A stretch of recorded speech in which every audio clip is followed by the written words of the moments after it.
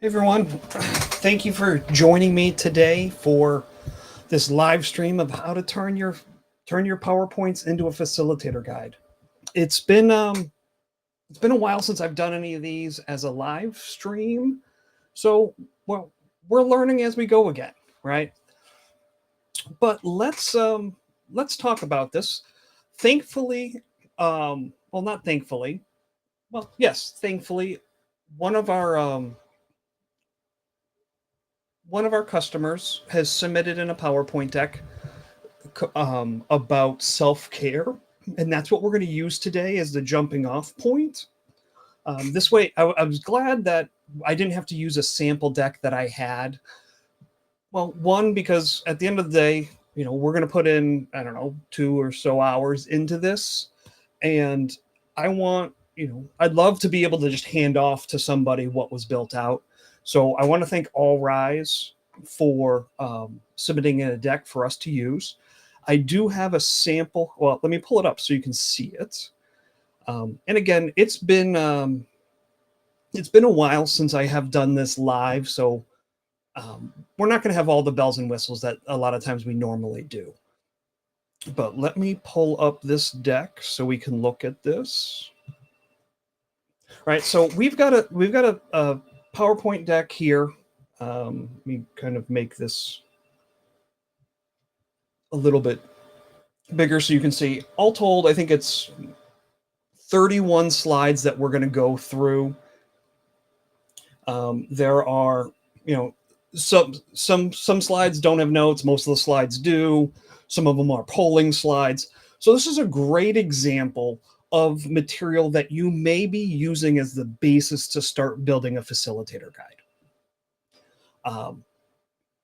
And during this, if you have any questions, please put them into chat. I would love to, go through them with you, any of those type of things. The other side of it is, and I will say I'm not probably, well, it's a one-man show here right now doing this. So obviously I'm creating, talking, and then also trying to pay attention to chat. So wave your hands, point at your screen, bang on the desk. Well, those are all the things I do when I realize that, nobody can see me. It's happening during a live stream. So just, bear with me and I will answer questions as they come up.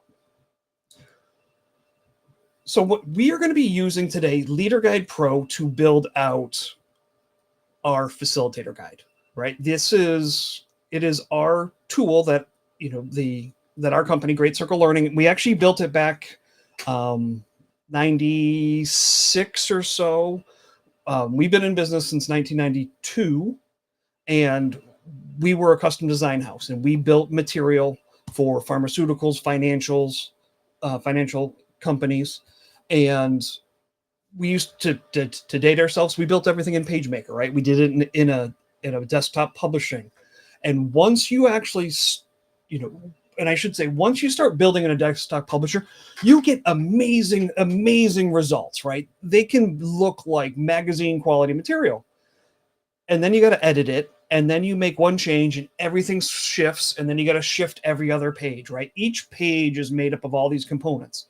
So we built this in-house tool that we used, and then late 90s, early 2000s, we actually made it possible, public. We started offering it to the public. It's what's become LeaderGuide Pro. We are now in our 16th full version of this, offering a lot of different items. But let's go in and let's look at how we can do this in LeaderGuide Pro. So let me just let me get a blank document together. All right, and we're going to switch back over. All right, so the nice part with LeaderGuide Pro, it is, at the end of the day, whatever you build out is a Word document. So whether you're using our tool or not, the end result is a .docx file. We recommend, when you go to share this with somebody, that you either send them the copy, you make it a PDF, so that you lock down your original, that whoever you send it to doesn't inadvertently make changes or mistakes in the document. LeaderGuide Pro does harness a lot of the higher end features within Word, and not everyone has the best Word capabilities or Word habits. So we want to avoid that. So LeaderGuide Pro it's an add-in to Microsoft Word. And let me just make sure I've got my little tool handy.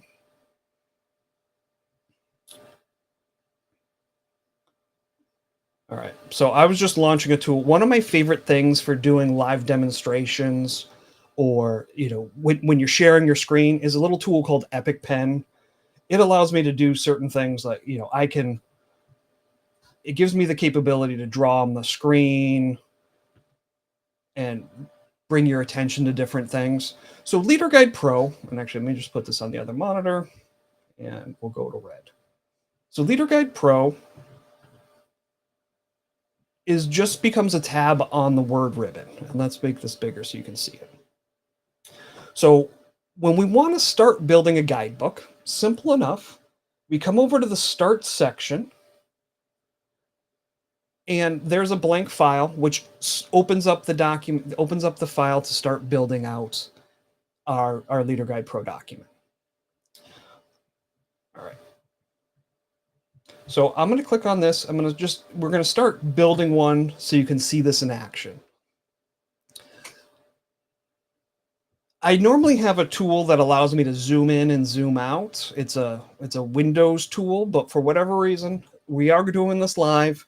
It was working earlier, and when I went and did it now, every time I push it, my screen goes black, or what gets pushed into the streaming software gets black. So unfortunately, I can't zoom in at the moment for you to kind of bring your attention. So I will use the arrows and stuff to do that.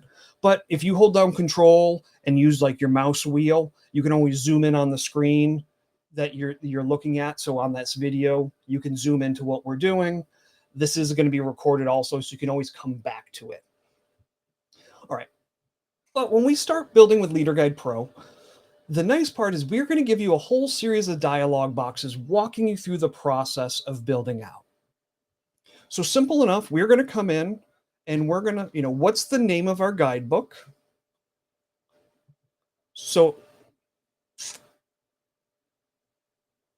interesting. Okay. So we're going to come back in a moment. Again, when we go live, who knows what's going to happen.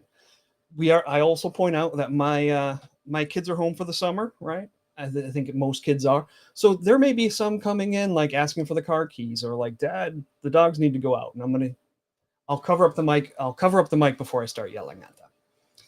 But we're going to come back. I had set up some hotkeys. I use a tool, and you guys are just getting a whole bunch of stuff today.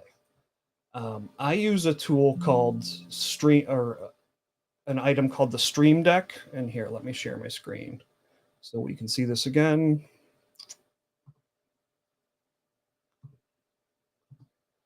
So it's a physical item, right? It's this programmable item that you can set up hotkeys for. And what I was trying to do during this is I didn't want you to have to watch my awful typing. So I had on one of mine, I had set up a bunch of hotkeys that, when you went in and I pushed this, and it would type in the text for me, so you didn't have to watch me type. But for whatever reason, normally it doesn't. It doesn't hit enter after the fact, but that's what it is. So you are going to have to watch me type today. So let me apologize about that. But let's come back. We're going to start over again, just so you guys can see this. So we're going to start building out. We're going to put in the name of our program. And based off our PowerPoint deck, right, let me pull this back up. Right, we are looking at the importance of self-care.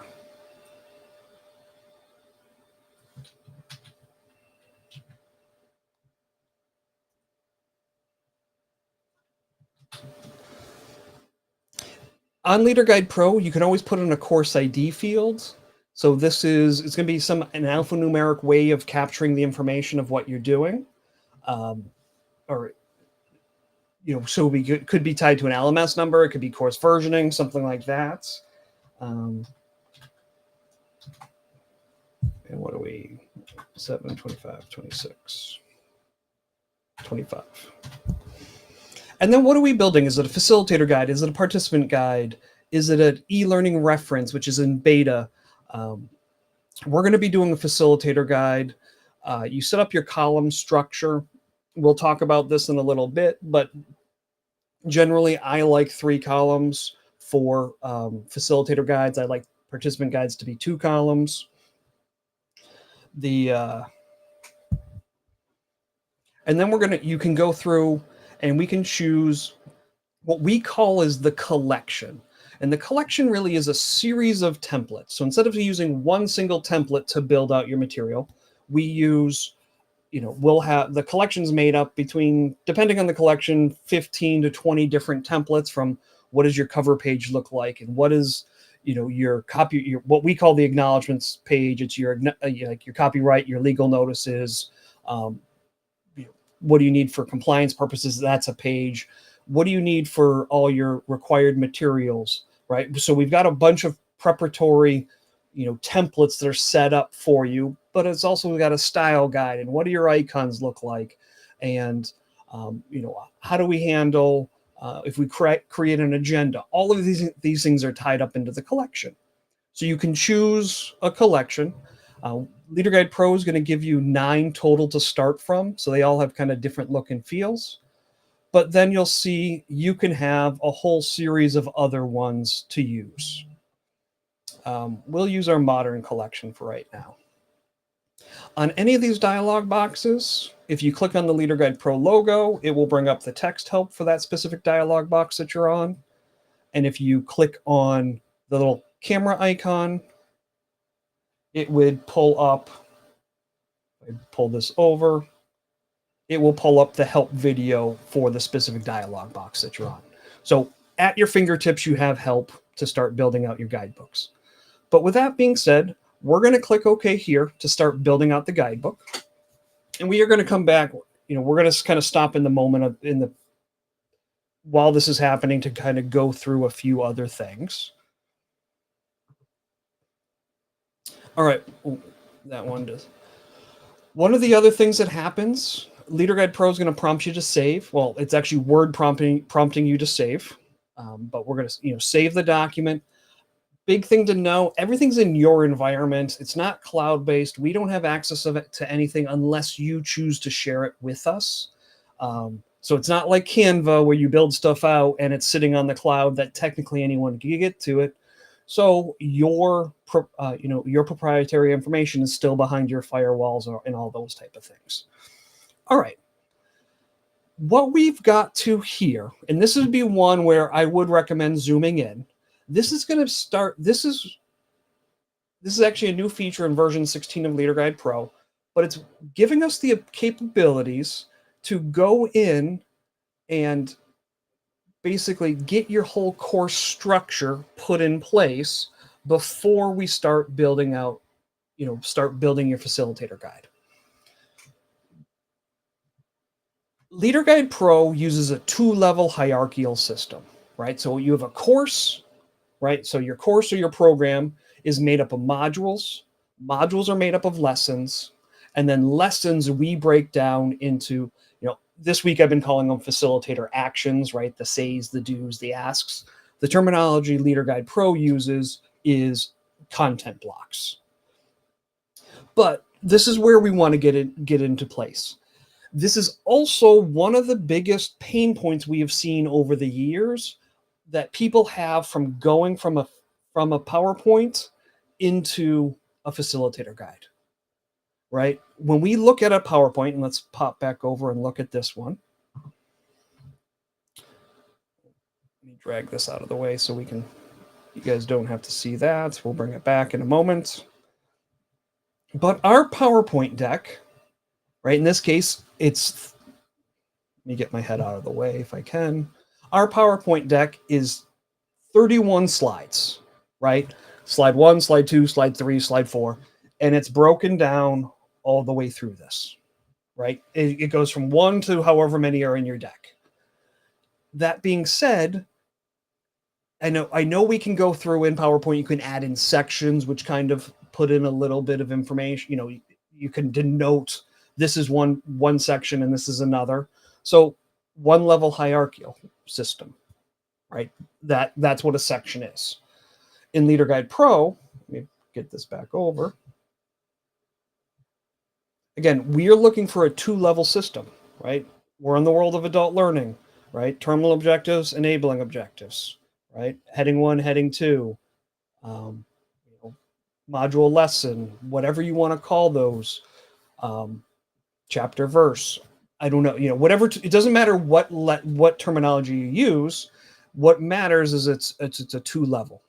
So what we've done is we've given you over on the left-hand side some kind of predetermined structures, right? So if you're doing a single objective that's roughly 60 to 90 minutes, a good layout structure is one module, right? So one terminal objective.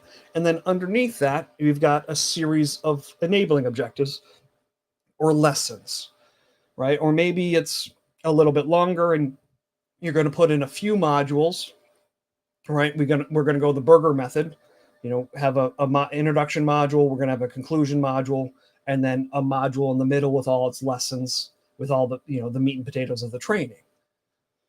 So we've got these structures. There's also a whole way you can go and create your own and save them and load them out of my custom templates, but we're not going to get in that today. But at this stage, you can go and put that in. If you don't want to use it, there's a way to put in modules and lessons later on in the document, but we're going to showcase this today. I'm going to pull this back over and come back to our PowerPoint.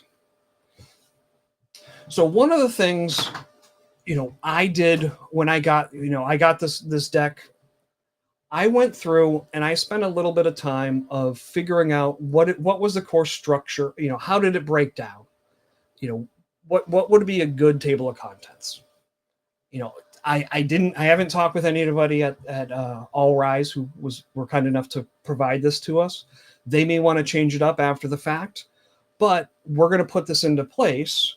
And so, not that you can see it, but I wrote out, I'm very, very high tech today. I wrote it out on a piece of paper along with some notes. So we're going to put that into place now so you can see this whole process and then how that actually comes into the facilitator guide. So Joe did let me know that this is about a 60-minute training. So I have chosen to do this single objective, 60 to 90 minutes. And then I can come over into this middle section here. Right, I can come over into this middle section, this piece here, and then start editing it. So the nice part on this kind of table, I can highlight the text. The big thing to know is modules are fully justified to the left of this table cell. Lessons have a slight, they have an indent. So the system needs to see at least one space before the lesson name for LeaderGuide Pro to read it as a lesson. So we've already called our program The Importance of Self-Care. I've named the first lesson Introduction, which, hey, amazingly enough, it's already in there. So I'm just going to leave that into place. And then I can go through and type in my next pieces. So I had come up with, there was a series of slides that I kind of thought were foundational concepts of self-care. Then what do I have? Stress and burnout.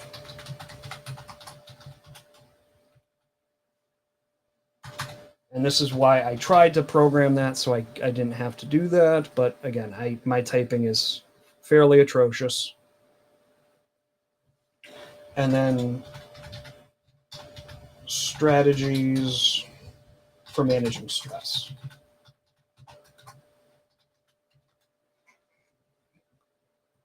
Right. And again,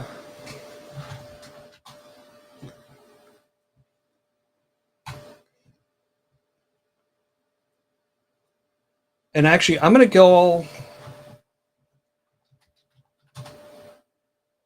going to call the first module self-care.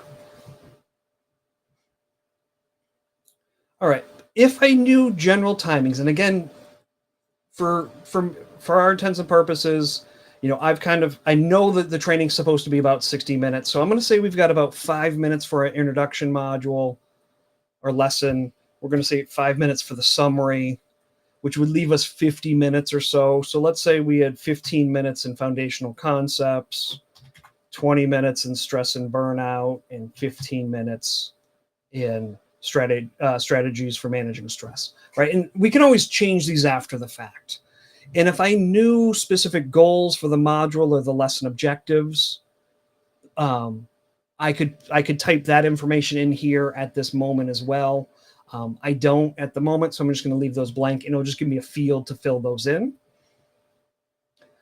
But with that, I'm going to click OK.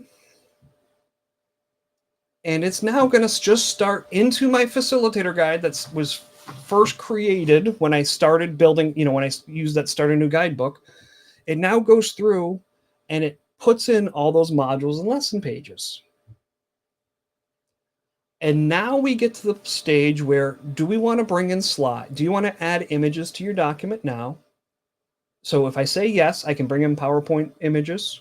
I will point out, you can, if you've built slides with Google Slides or Canva, and you've got notes in those can come into LeaderGuide Pro as well. Just keep in mind, though, that our operating system is Microsoft 365, right? We work within Word and PowerPoint, and it is on the Windows basis. So you would, if you built them in Canva or you built them in Google Slides, you just have to, save them out or do the export out to PowerPoint, and then those pieces can come in with slides and their notes. If you want to run LeaderGuide Pro on a Mac, you can. It is not native to Mac, and the reason why is because LeaderGuide Pro, or I should say Microsoft 365 on Mac version is not a full version. It does not have all the features that the Windows one does. Mainly, like some of the big ones are the communications between PowerPoint and Word. So the way you run it on a Mac is you do need to use like a virtual desktop program, like a Parallels or something along those lines, where you can basically boot into a Windows bootable boot into Windows on your Mac, and then you would run Microsoft 365 on the Windows boot section of your Mac. It's actually the program is actually written on a Mac doing that. But not that you guys need to get into all that. That was just kind of some of the nerdery that may come out today. All right, so we are going to add in images, right? And I do have this PowerPoint deck that we're pulling in from. Right, so I've got 31 slides, some with notes, again, some without. That's perfect. This is exactly what we need. And let's go back and let's bring them in. So when we get to this, do we want to add in slides? I'm going to say yes. You don't always have to build from slides. Yesterday's video, I showed how you can build slides from LeaderGuide Pro. You can pull in stuff from other Word documents. You can start from scratch. There's a whole bunch of ways, but a lot of training is built in PowerPoint. So that's why we're showcasing this one today. Best practice, have your PowerPoint deck already open. So I've got mine here. So I'm able to just select it out of the list here, and I can click OK. If I didn't have it open, I could click Get PowerPoint, which would then prompt me to open up the PowerPoint deck, and then I would be able to choose it out of the list. But I'm going to click OK.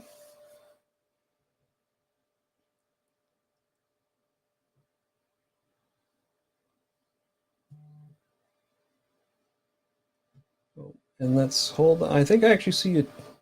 See, so a chat message. Pat is still mirrored and menus are upside down. Okay.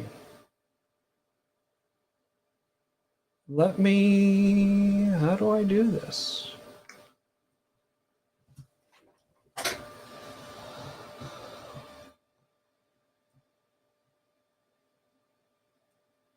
How's that?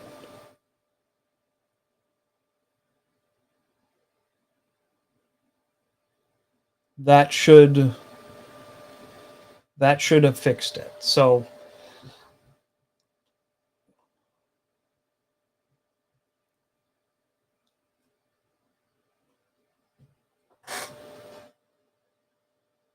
okay, I think we're good. I apologize about that. All right, so if we're looking here, what we're going to end up doing when we bring in PowerPoints, we get prompted on where do we want to put our slide images. And if you remembered when we started building that guidebook, it was prompting me of, where do you want to put your, is it a 2-column? Is it a 3-column? I chose a 3-column document. So I've got choices. When I bring in my PowerPoint slides, do I want it to go into column 1 instead of the visual cue? So basically think of it as a little thumbnail of our slide image. That one works really well if you're doing, let's say, just straight virtual, and you are for the most part showing slides the whole time, and you've got facilitator notes and you got producer notes, so you could put images in column 1, or the slide images in column 1, your facilitator notes into column 2, producer notes into column 3. You can put your image into column 2, or you can put your images into column 3. And then depending on where we put our image will then determine where we can put our notes. So we are going to put in my preferred place, and I think it's the easiest to start off with, is put your images into column 2. And then what we'll end up doing is we'll put our notes into a separate content block beneath. So let's do that. So we're going to put our image into column 2. We're going to put our notes beneath. I'm going to click OK. And what it now is doing, it scans the PowerPoint deck. It scans your actual LeaderGuide Pro or your Facilitator guide, your guidebook, whether you're building Facilitator guide or participant guide.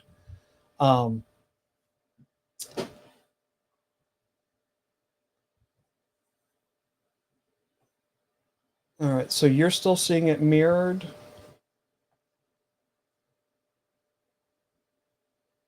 Interesting, because I just pulled up the live stream on YouTube on a computer over here. This is my backup in case things went bad, and it's showing that it's right now. And Joe, it's being recorded, so come back, watch when you can. If you've got questions, just let me know. All right. So LeaderGuide Pro, it scanned our facilitator guide because it wanted to pull. It basically is looking for, what is our course structure.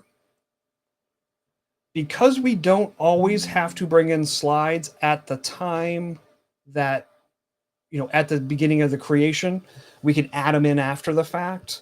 It's still the process. It's always going to scan our guidebook to get the course structure. What are our modules and our lessons? It scans the PowerPoint deck to get the thumbnail images so we know which slides we want to assign. And then this dialog box gives us a place where we can assign which slides are going into which lessons.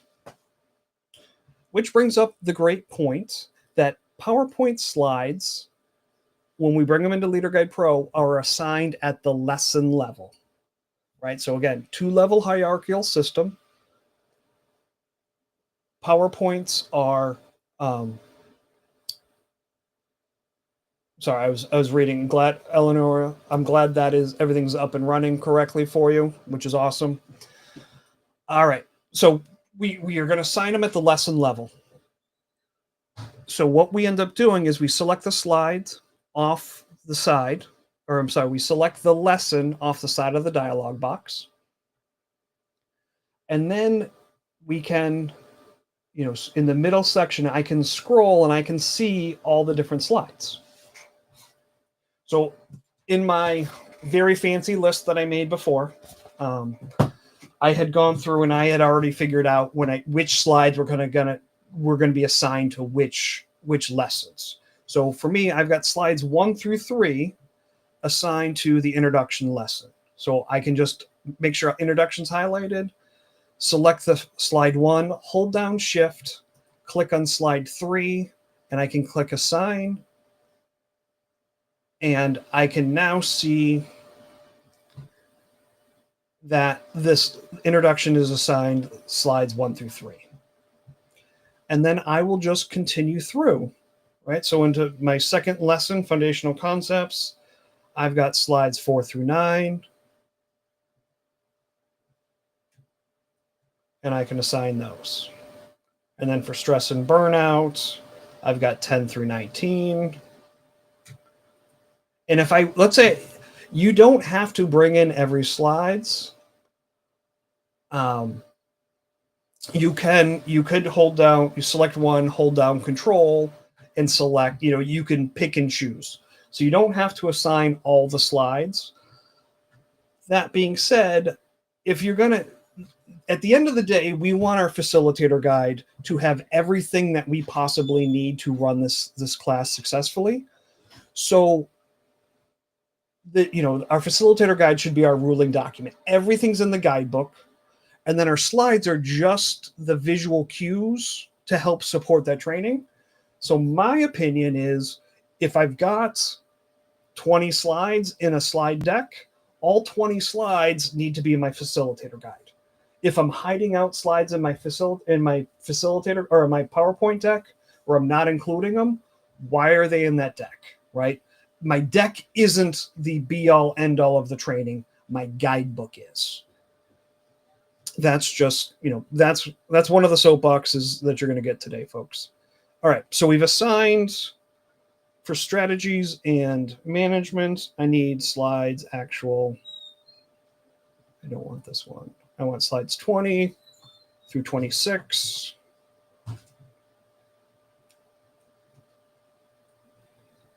And then for summary, we're going to do the last ones, which is 27 through 31. And I can, quickly just to check, click through each lesson and I can see 1 to 3, 4 to 9, 10 to 19, 20 to 26, 27 to 31, right? So I've just gone through, I've just made sure everything is all set. I've got everything that's in there. If I wasn't happy, I could always click remove assignment here, clear them out and redo it. But I'm happy. I'm going to click done.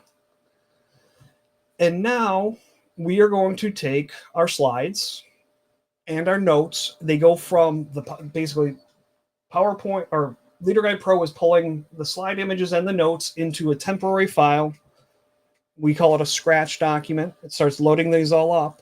And then from that Scratch document, it then drops them into the location within the facilitator guide from what we built.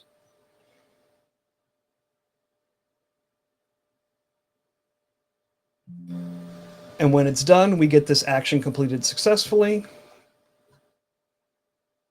It now, because this is the first time we're building the guidebook, it goes through, it's applying its style guides, it's building out, it's kind of rebuilding the table of contents. It does a few things to make sure everything's up and running. And we will get, once the process of creation is done, you'll get this, your guidebook is ready.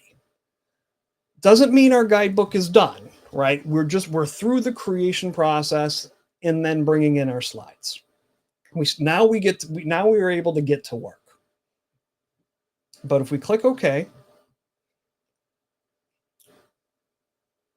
right, here's our guidebook, and just so you can see kind of what you get out of the box. All right, we've got our, a cover page, part of the templates. It gives us an acknowledgments page, right? This is our inside front cover. Everything that we could possibly need to run the, about compliance, legal notices. Table of contents is built out at the time of document creation. And then there's a button on the ribbon that will rebuild it as we, let's say, add material or page numbers change, things like that. We're not going to dive into this upfront material today, but one of the pieces, and this is, each one of these is its own template within the collection, is the introductory material. We view PowerPoints, or I'm sorry, we view facilitator guides as serving two main roles, right? One is what everyone thinks about. It's that in the moments reference or your delivery aid, right? However you want to think about it. Say this, do this, show this, play this slide, all of that information. It is also, though, a study guide. How do we make sure that our facilitators are ready to run this training, right? Do they have all the material? Do they know why we're doing this? What's expected? How do we need the room laid out? So how do we make sure that if I'm running it this week in Boston and next week in LA, or I'm running it, or Joe's running it, or your everyday facilitator who does it is out sick and the next person up has everything they need to do, we get this all into our guidebooks, right? And depending on your guidebook, right, on a 1-hour course, maybe we've narrowed that down. We don't need as much stuff. But on a new hire training or that the 3 or 4 day training, there's more information we need to flesh out. So this is where the collection can really play a role, because you can have multiple collections. I have collections for short courses. I have ones for long courses. I've got ones for virtual instructor-led training. I've got it for classroom training. In virtual instructor-led, I've got it for Teams training versus Zoom training, because I've put in the upfront material. How do you do polls in Zoom, and how do you do them in Teams, right? So when I build the training or I need to update it, I can apply the updated collection. And this time it's happening in Teams. I attach the Teams collection, and now it's got all that information is already in the guidebook. I don't have to rebuild it. All right. So we went through our table of contents.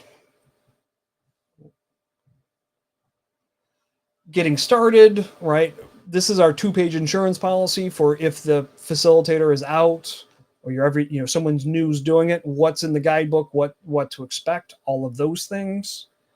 We've got graphic cues because we want our guidebook to be at a glance.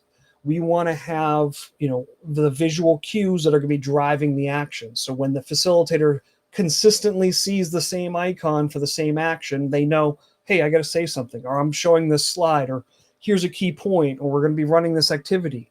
So this is our map legend of what that is. The program in perspective, why are we doing this training? The learning objectives, right? So we're capturing all of these, so we've got it. Program timing, notice it's already got 60 minutes based off of the time that we put in there. And if we made changes to time and click the button on the ribbon, it would update that. Then also just a place for you to capture, information about participants. This became, I think, a lot bigger of a deal when, especially when we were smack dab in the middle of, work from home and COVID and all that, and that all training was being done virtually. And you're like, hey, my Zoom meeting can hold 5,000 people. Just because it can hold it doesn't mean like it's going to be an effective training. So that's why we kind of want to capture that type of stuff, right? Maybe you've got, your training's got a series of role plays in it that, or case studies where you need a minimum of 4 people for it to work. Well, let's put that in there so that, 6 months from now, you're like, hey, we need to do this training. Oh, we need a minimum of 4 people. Maybe we need to push this back, or we've got to rethink some of the things that are in this training. So before we get live, that we're not trying to, make changes on the fly. Whole place to capture your program preparation, pre-work, required materials. How do you want the room set up? In a virtual, maybe this is what polls need to be launched or what pods you need to have assigned within Adobe Connect. The training at a glance on the right-hand page. This is our high-level scope of what's happening, broken down at the module level, right? So at the first, of our 2-level hierarchical system, these would be our heading 1s, right? But this is also what will allow us to later on draft out an agenda, which we're going to do here in a little bit. And then we get into the material as it has come through, right? And I've got some presets set up, like whenever a new lesson starts, and let me show you where these are. We'll come back to this page because that's actually where we're going to be working from today.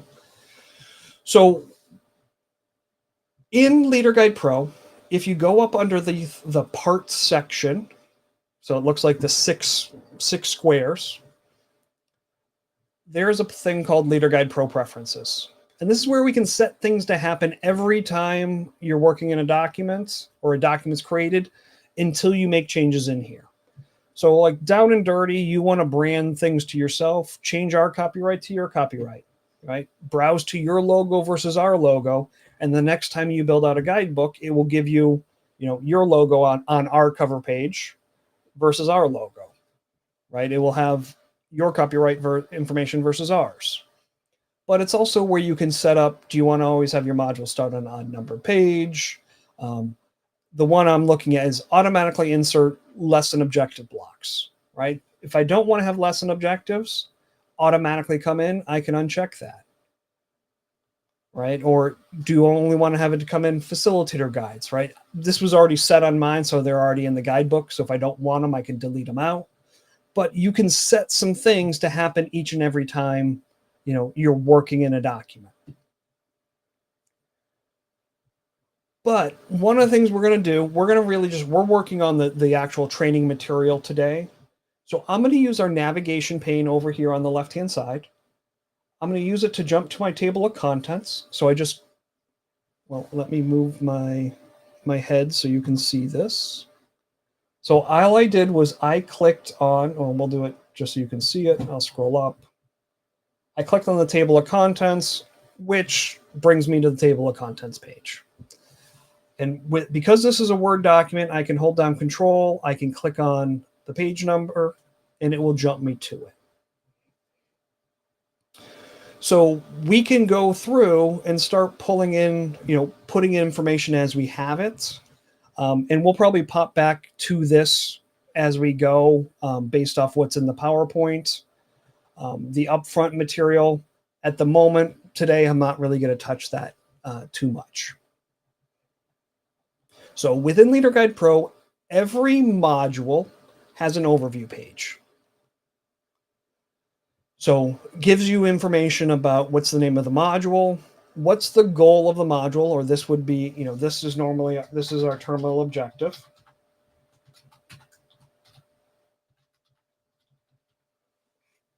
The overall timing, which again is being pulled from the timing that we put on when we started the guidebook in the guidebook design template. And if we made changes, if we click on the tag button on the ribbon, it would redo all our timings. We have an overview section, which is our 1 to 2 sentence description of what's happening in the training or in this module.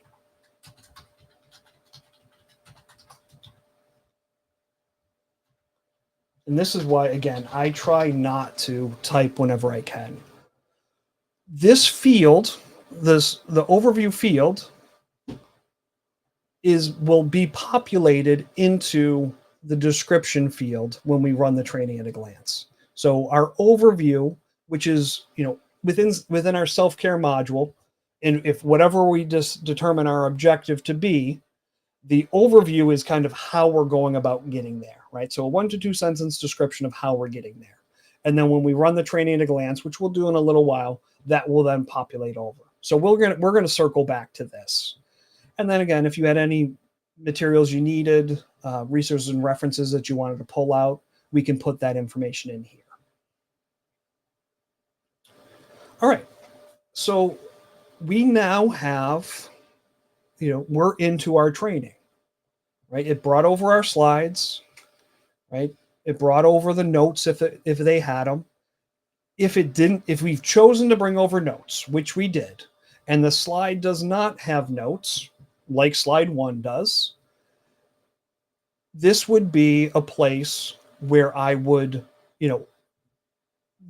one, it automatically gives us the PowerPoint notes block, right? The system, it's a computer system, right? It looks and says, all right, we're bringing in slides, we're bringing in notes. So it puts in the PowerPoint notes block. And then if there's notes, it will add those into it. It's not going to say, oh, there's no slides or there's no notes. I'm not giving you the PowerPoint notes block. So that being said, in this case, we're going to end up deleting this out. But we're going to want to start kind of flushing this information out. At the moment, I'm above the slide. I'm going to leave in the objective block. I may pull those out in a little while. I can come back and do it later. Let's quickly just talk about the column structure again. Column 1, visual cues, right? We're driving actions for a facilitator off the different slides. My preferred layout for a facilitator guide is to go the 3 column with images in column 2. So for me, anything that is being delivered into the class, right? The image of the slide that we're showing, things that the facilitators are saying, the key point, the activity, all of that information for me goes into column 2.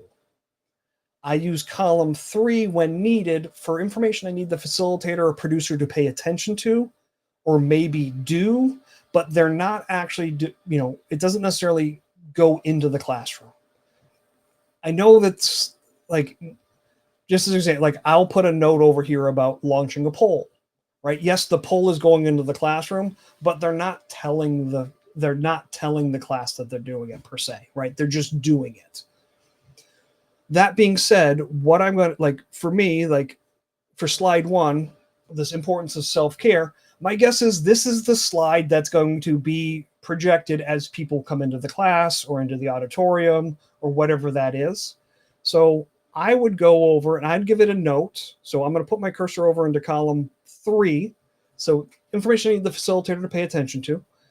And on the right-hand side, I've got what we call our IQs, or think of them as like learning emojis. I'm going to go in and I'm going to put in a note, right? And I'll just say like, have slide projected as people come into the class.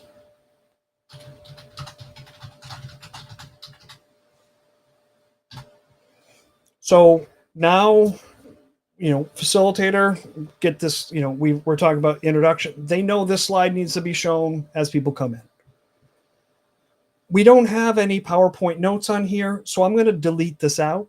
To delete out table rows in LeaderGuide Pro, in the text and table formatting section of the ribbon, bottom row, right-hand choice, there's a button called Delete Table Row. So if I click on that, with my cursor in the row I want to get rid of, it deletes it out. If you're more of a right-click fan, you can right-click, choose Delete Cells, Delete Entire Row, and that will get rid of it for you, right? So either way, here is, for this, we've got this. I would probably add in, and I'm just going to give a note, right? Joe and All Rise, phenomenal for allowing us to use this. So I will point out on the, I want everyone to know, like, whatever work you've done is great, right? I may make some suggestions. Don't take them to heart.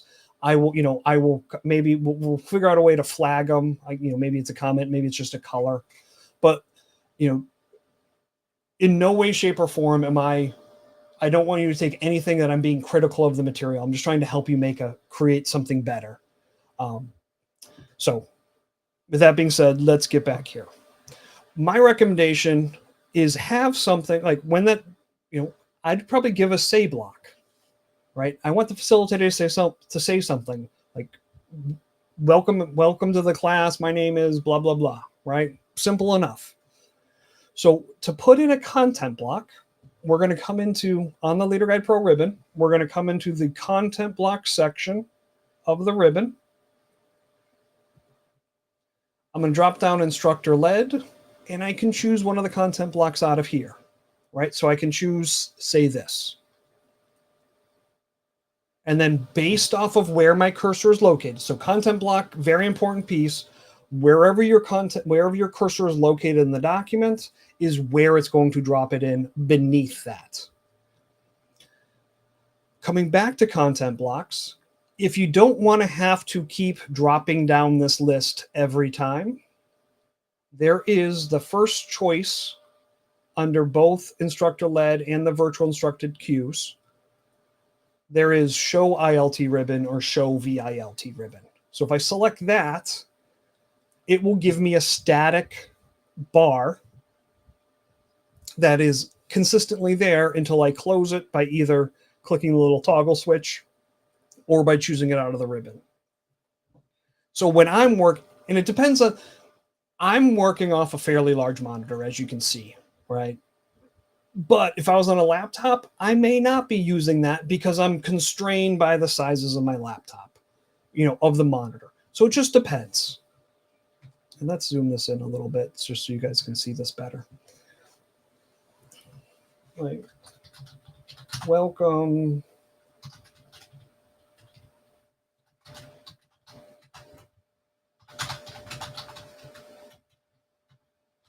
to the training.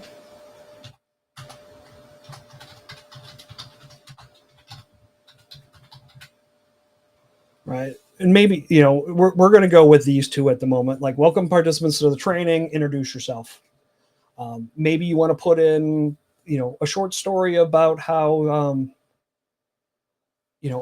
how you want to go through and, like a story about self-care of when it was needed or how it was successful. I don't know. But, somehow to, that little intro to kind of catch people's attention. What I would do, unless needed, I would keep your information as concise as possible, right? If you give them a paragraph to write, if you write out a paragraph, welcome everybody to the importance of self-care. My name's Pat Michaels. Today we're going to be covering XYZ. If you type out a paragraph, the majority of what happens is whoever your facilitator is, especially if they're new, they're going to read the paragraph. So keep it concise, right? We want eyes up to the class, eyes up to the camera as much as possible. So complete, we have everything that they need, but as concise. Use formatting, use white space to your advantage.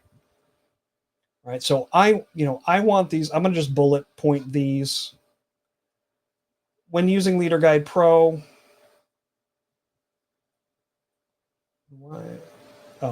if I clicked on the right button, that would do it. One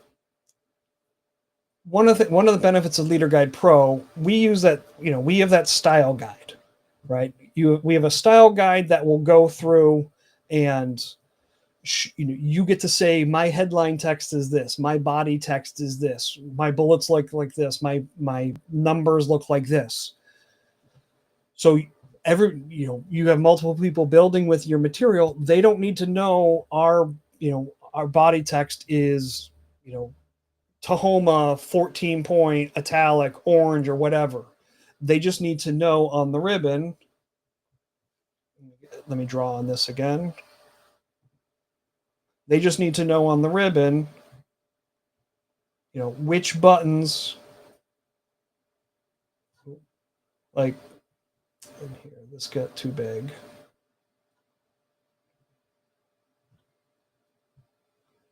Like that button there does, that sets it to your headline style or body text or bullets or numbers or promotions or demotions, right? So we've got buttons on the ribbon.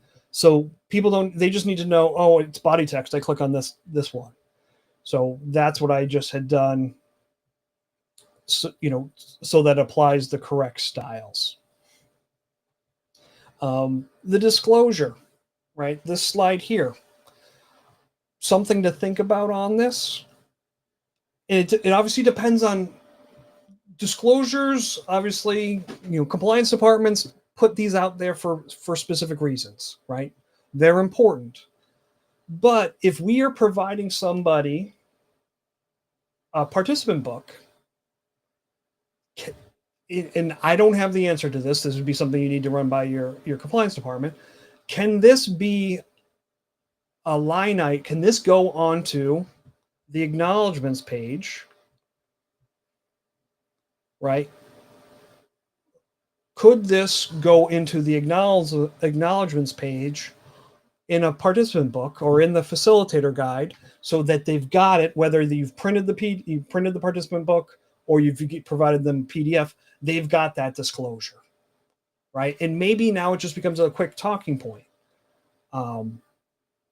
versus, let me scroll back down. Too far. Right. We give somebody, you put this slide up on your training, right? It gets projected. What's going to happen? Your people are going to start reading that slide, and whether they finish it or not, right? Like, this maybe not, I don't really get it all jazzed up like, man, I just got to read a disclosure statement. I'm ready for this training now, right? Like, so it just depends. Like, maybe this becomes something that gets read, it gets in there. I see, Joe, you said no choice. It has to be read up front. I like your idea, though. So again, we're going to leave this as is, but these are the things I want people to start thinking about. Or, maybe it's now a conversation that we can have with our compliance department the next time, saying, hey, do you think this would work? Because we're going to be providing them, participant materials, that it's in there. And we say, hey, when you have a chance, take a look at the disclosure thing, and then we can move through, right? It's not like, yes, when you install software, it gives you the end user license agreement, right? That big EULA, and then you get the radio button. Do you accept or do you not accept? If you don't accept, the software is not installed. I'm not saying to not read that stuff, because it's very important, but sometimes you can read that stuff at your own on your own time.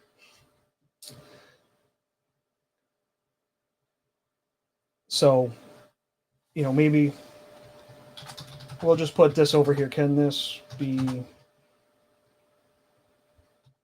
put into acknowledgement section?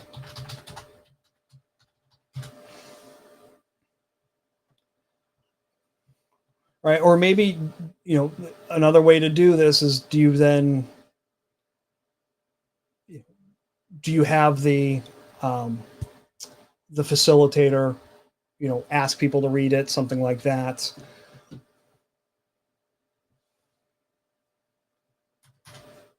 But at this moment, I would give myself a note. Actually, we're going to do a do over here.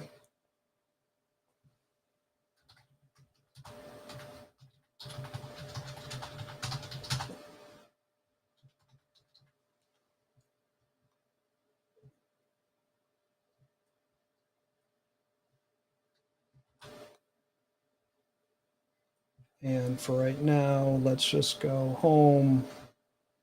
Just going to highlight that just to kind of pull your attention to it. But again, I've put the read disclosure to the class over on the right hand side, because and actually, you know what? I'm going to take this out. I don't want to do it this way. We are going to go this route instead. I'm going to actually come back, because again, one of the pieces that I think really hurts training is where the facilitator starts reading the slide to the class. But when I say this, I really am meaning when the facilitator turns their head, and so now you're either seeing the side of their face or the back of their head. So I'm going to come into the actual slide. I'm going to copy the text. And then let's go back over into our guidebook. And then under virtual, I know I have this do this block. And we'll change this headline to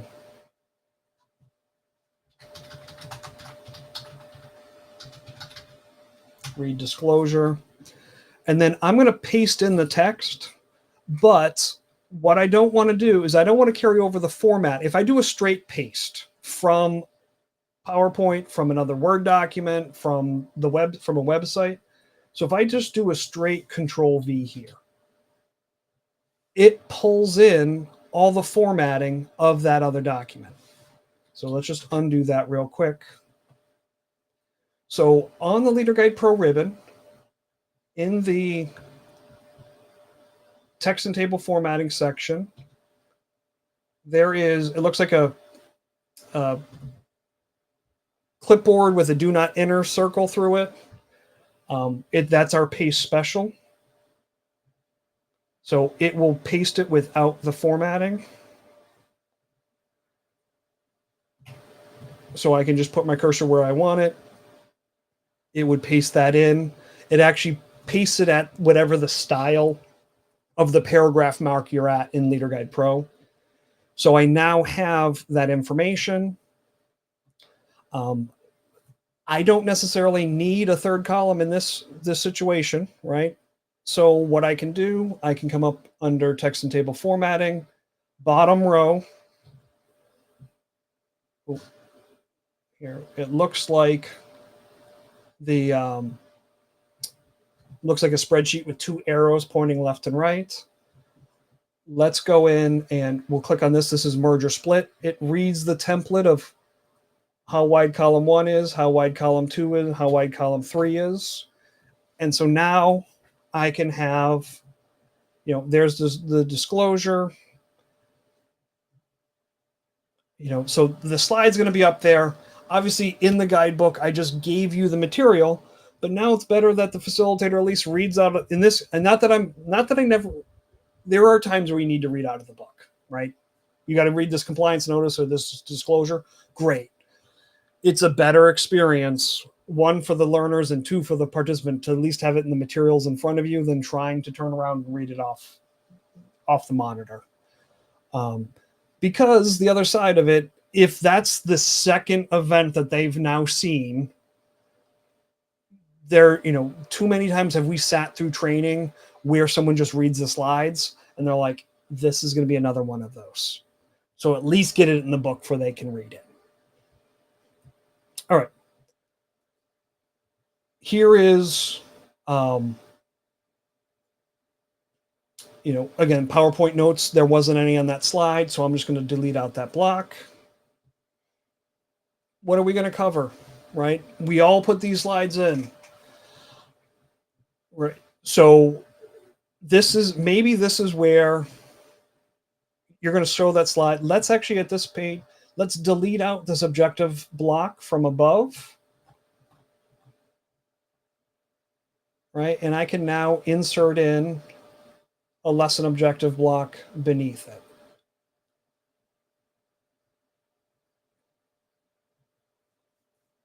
Right, and again, so again, just so we don't have to, you don't have to watch me try to type everything. I'm going to paste those in. If you notice what I just did there, let me back up. So previously I used paste special here on the ribbon. You could also right click if you're a right click fan, and it's the keep text only, which is the clipboard with the A to it. We'll do the same thing as paste special. Right, and I can now come in and let's make these bullets. Right, and I'm now able to kind of set that up. One thing to think about is, you know, again, I always try, how can we consolidate things? Do we need to have a lesson objective slide? Some places it's a requirement. Sometimes we can talk about objectives, but show an agenda slide, right? So it's got, you know, it's not like Again, we're not giving the feeling that we're reading exactly the slides that we're showing them. People tend to take agendas in better than they take in objectives, even though the agenda is kind of talking about the how we're going about it versus what you're going to get out of it, right? It's like trying to get your kids to eat broccoli. Sometimes, we got to figure out the better, an easier way for them to accept what's happening. And again, I'm going to delete out this PowerPoint block and just scrolling through. So now we're into what I called the first lesson. So let's zoom this back out. Let's go view, multiple pages. Right. And so we'll quickly, before we get to that first lesson, or, that foundational concepts. So we have taken what would have been slides 1, 2, and 3, right? If we just give someone a PowerPoint, this is what they get, right? Again, no notes, what are we doing with the slide?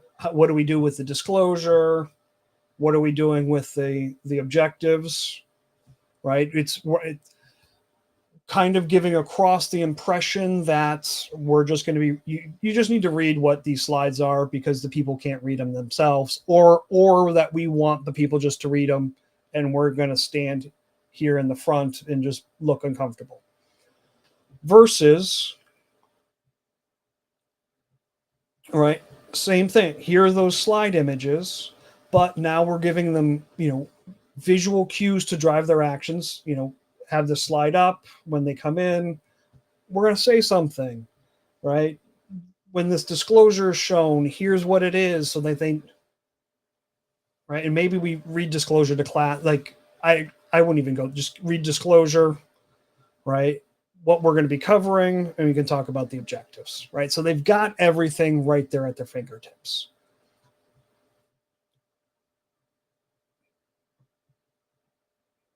All right, so now let's get into this foundational concepts. I had originally set up, I had said it was going to take about 15 minutes. And Joe, if you feel like, if you feel like the time's different, just let me know and I'll change it out. I took 3 lessons that were going to be roughly 50 minutes. If I figured 5 minutes for introduction and conclusion, 10 minutes between those 2, give me 50 minutes to spread between the other 3. But obviously you can come in at any point, just change over the time here, highlight the time, type it in, and then run the training at a glance, which we'll do in a little bit. There probably isn't an objective per se for this. I just had that feature turned on, so it automatically gave it to me, so I can just delete this out. Now, one of the things as I'm going through these type of things, like I would look at this, right? A great slide. It's got some quotes about breathing, right? So what I would actually, a lot of times what I do is I will go back into my PowerPoint, right? Especially if I'm not the person who built them.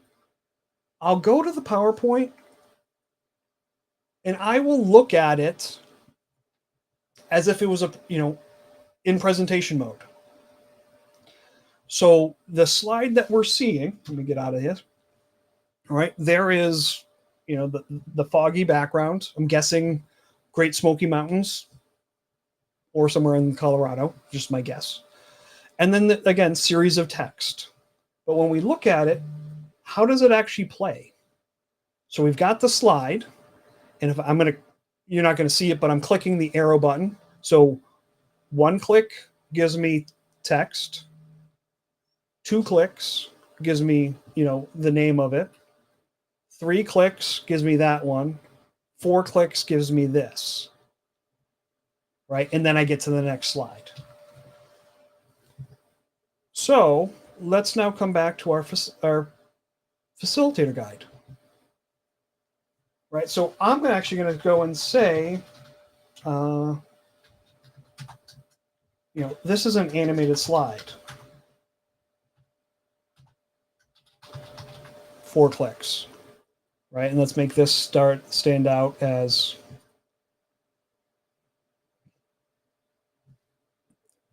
just so now, as I'm going through, I know that there's 4 clicks, right? Before, when that slide comes up, I'm going to have to click it 4 times to move through the entire thing.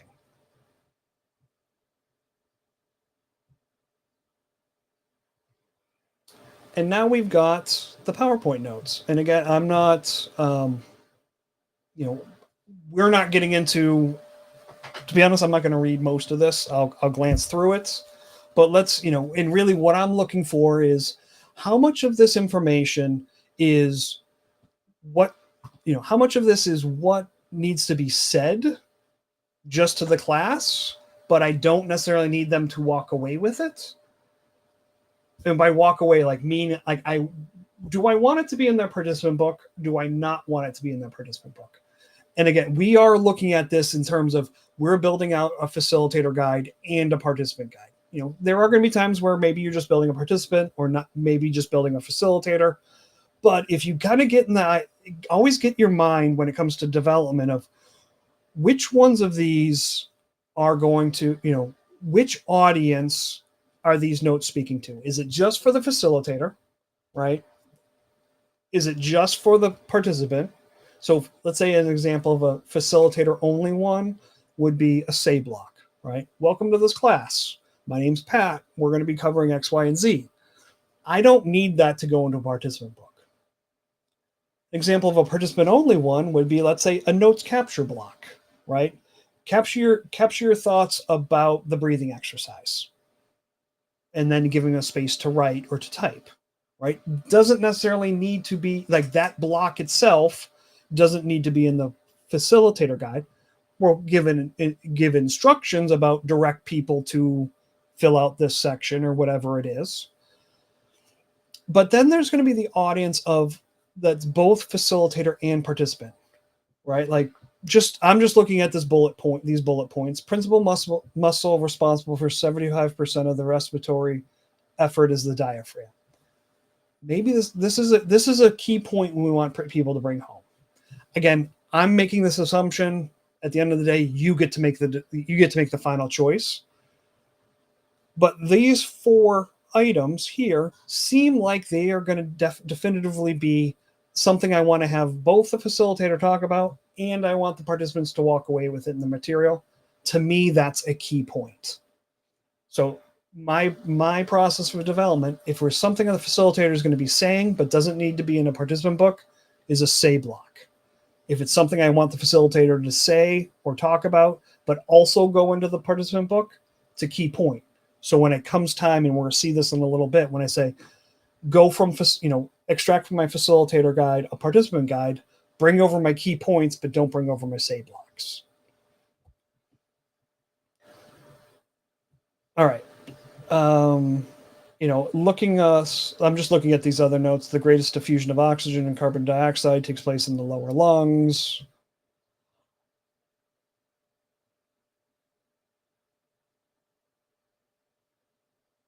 What I would actually do, this here, for me, I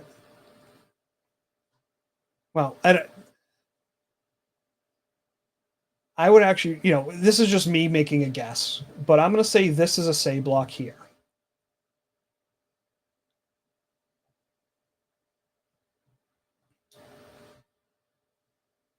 I'm going to say this is a key point.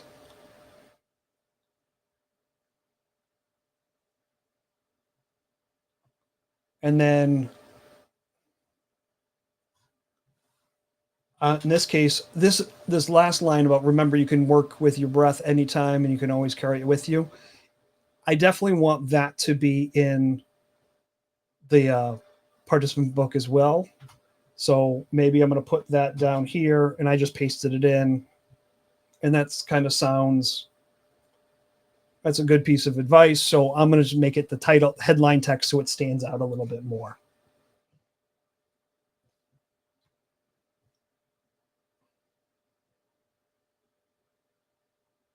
right? And so maybe I'm going to change this to key points about breathing.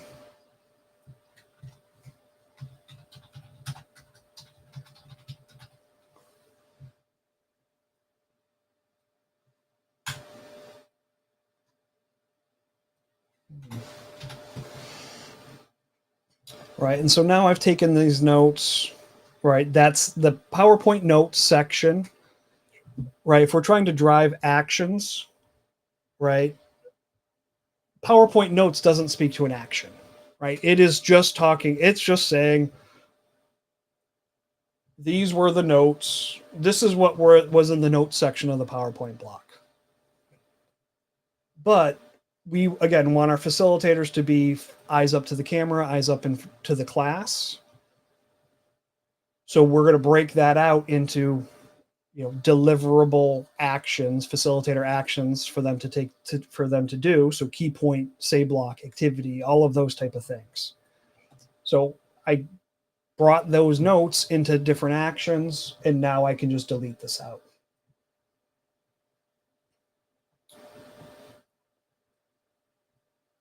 Right. And then again, I can choose, like, if I don't have any dead space over here,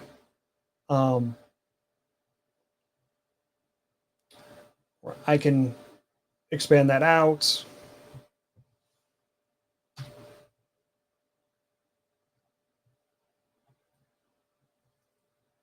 The, and maybe, let me zoom this out so we can see it a little bit better. You can determine, like, maybe we actually want to have the say block happen before the key point or not. If that's, let's say we did, I can highlight, I put my cursor in the say block, and then on the content block section, there is a series of up and down, or there's up and down arrows. What this allows us to do, if I put my cursor, it's in the say block, and I click the up arrow, it will move that whole table row up a cell. Right, and on this one, again, I probably don't have any dead space, so I'll merge those together. Another thing just to think about, we do know that there's 4 clicks on this slide. Do we want to tie the clicks into what's being said in either the say block or the in the key point block? If that's the case, what I would probably end up doing is going over and inserting in, right? I would probably, let's say we want the first click to happen before this greatest, the line of greatest diffusion. I would come over into the IQs, and I would use the click, and maybe not click to continue, but click number 1.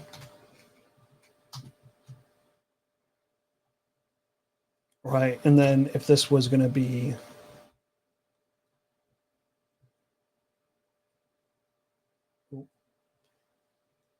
it's not, again, cursor placement matters, folks, right? So I didn't have my cursor where I wanted it.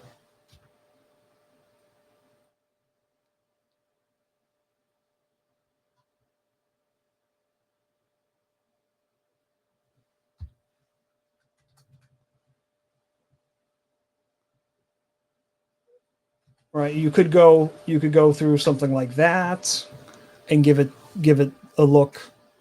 So we're driving their actions based off of, when they get to specific points. Another look that you may want, if you didn't want the mouse, if you scroll down on the IQs, we've got a series of step buttons as well. So I could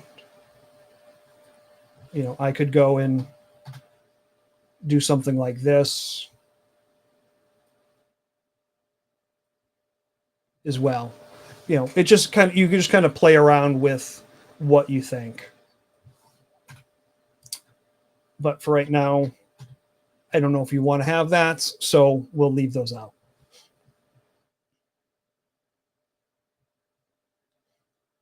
now, we come to, to the fifth slide about breathing.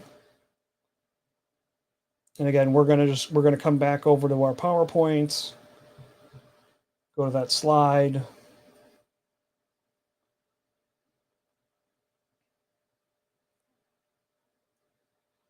Right. So I'm just looking at the slide there, I see the item down at the bottom, stop, breathe, and think. There's a centering practice, but again, no instructions here. So my guess is, and again, I'm just shot in the dark, that the facilitator should be basically leading the class through this, where we're trying to get the class to match the breathe, actually, the breathe animation. So breathe in when it breathes in, breathe out, and I'm not going to be able to match it up here, folks. That requires rhythm, and I have none. But I'm guessing that's what we're doing here. So with that assumption, we are going to come in. We're going to go back over to this facilitator guide. Actually, the other thing we're going to do before we even do this, we've been going for a little bit. I'm going to click the save button. We've done a bunch. I don't want to have anything happen. So, I've got save underneath my quick access toolbar. If you don't, file, save. And we save that document. Just in case anything happens, folks, right? Who knows? So with this, we are going to let's put in an activity block. Run the breathing activity.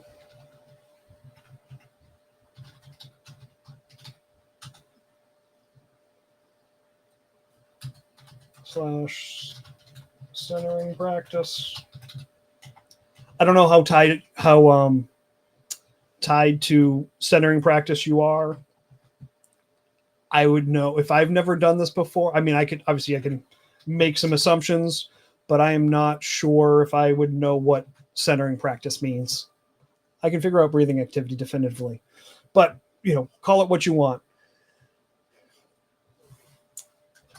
And then lead class through mirroring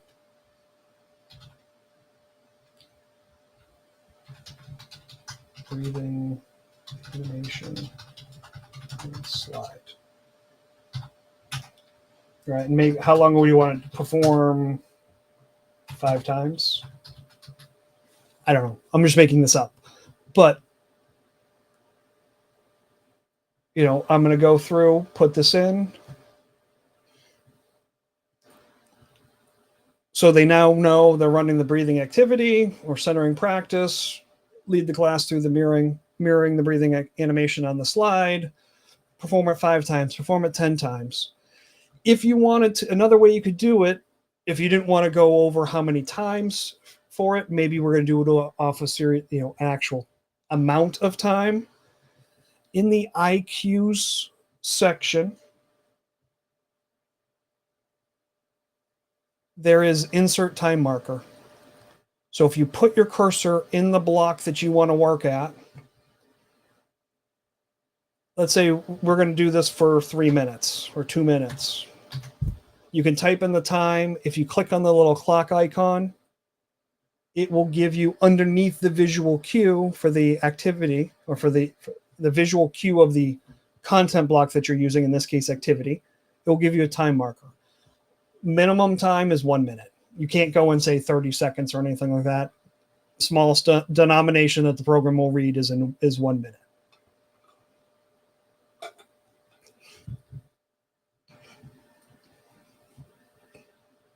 All right, and then I can get rid of this block.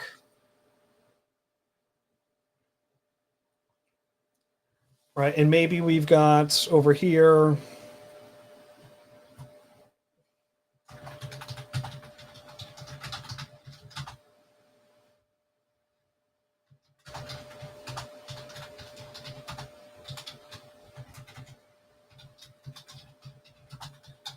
a note like we want them to walk around the class or something like that. I'm going to leave that in just so, as an idea, or, again, we're just third column prompting the facilitator, prompting the producer of actions we want them to do that they don't necessarily need to tell the class or push into the class.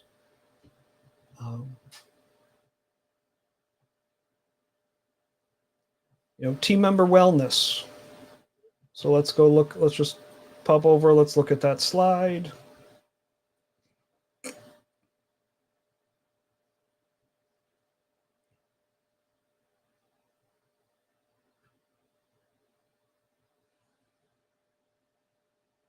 Right, so we've got no notes, but we're going to just copy this at the moment.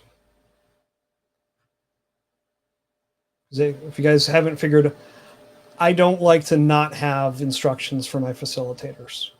So I'm just going to get rid of that blank PowerPoint notes block. But I'm already on under the assumption that whatever we're going to be talking about wellness, which in this case, the way the progression has been going, this kind of to me seems like here is the point where we move from we've done that centering activity, and now we're getting into what we're trying to get our learners to, which is about wellness, right? About self-care. So I'm assuming that this is going to be a key point, just kind of off the flow of what's happening in the slides so far. But I just brought over the text from that, and so off the top of my mind, like maybe instead of calling it a key point again, because this end document is going into my participant book, or a key point is. Maybe I'm going to give it like a headline of what is wellness. Right. And again, I want to keep this to be the information to be complete and concise, which generally to me means more formatting, breaking it up, white space, bulleted points, unless I need them to specifically read it. Wellness is the idea that every team member deserves adequate health and safety,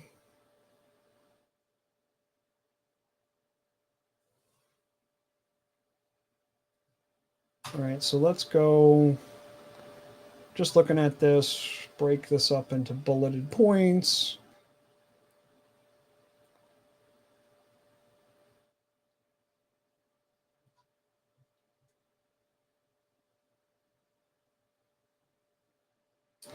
And well, actually, let's do this. We can, what is wellness? And let's make what is wellness is the idea that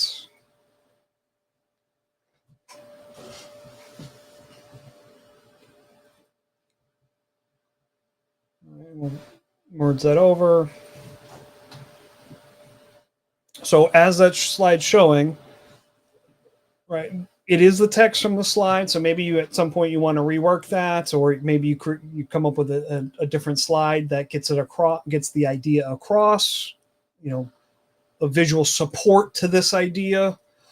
But now we've got the information, and then we can do when we put it into a participant book, they get that as well.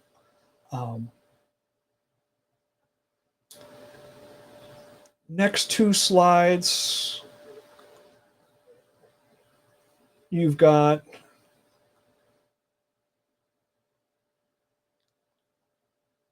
let's see. So Slido as treatment court team member, how much stress do you experience in your role?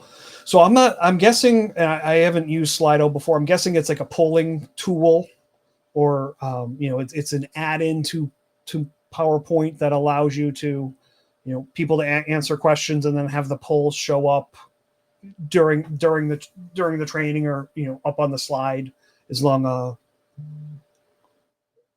while that's going on. So one of the thing I may think about is like one, obviously the poll is good, right? We're asking questions. We want to see people's responses. So I can come over and I could, let's say, put in a poll. I'm over in the IQ section. I'm going to choose poll. My getting for ease, I'm at the moment, I'm going to call it launch poll number 1, right? We're trying to drive actions or things like that. The other thing that I would think about doing, and again, this poll is great during a live event. If we are giving, participant guides, right? So participant guide, 2 main roles, right? One is it supports the training as we go along. We can drive them to certain activities that maybe we don't want to list out all the information on the slide or things like that. But it's also a post-course resource, right? Obviously, we're talking to people about self-care. It's an ongoing thing. They've gone through the training. Maybe we give them additional resources in that book. But we want them to come back through and say, hey, remember there was that, we did a poll question and, maybe we opened this up for debrief afterwards or things like that. So I would go through, and I'm going to just, for ease again, I'm going to hopefully be able to grab it off the slide. Oh, I can, which is great. I'm going to grab this text and I'm going to put it as a Q&A. I'm going to put it as a question block on my participant book. I'm sorry, in my facilitator guide. So I'm in slide 7. I just clicked here, so I can add in a Q&A block.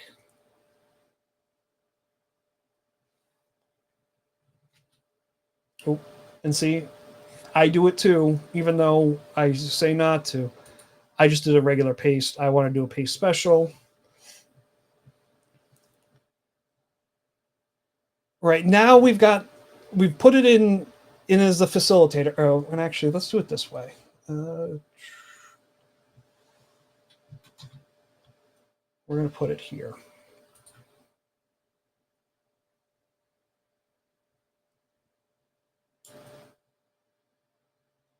Oh, wrong button again.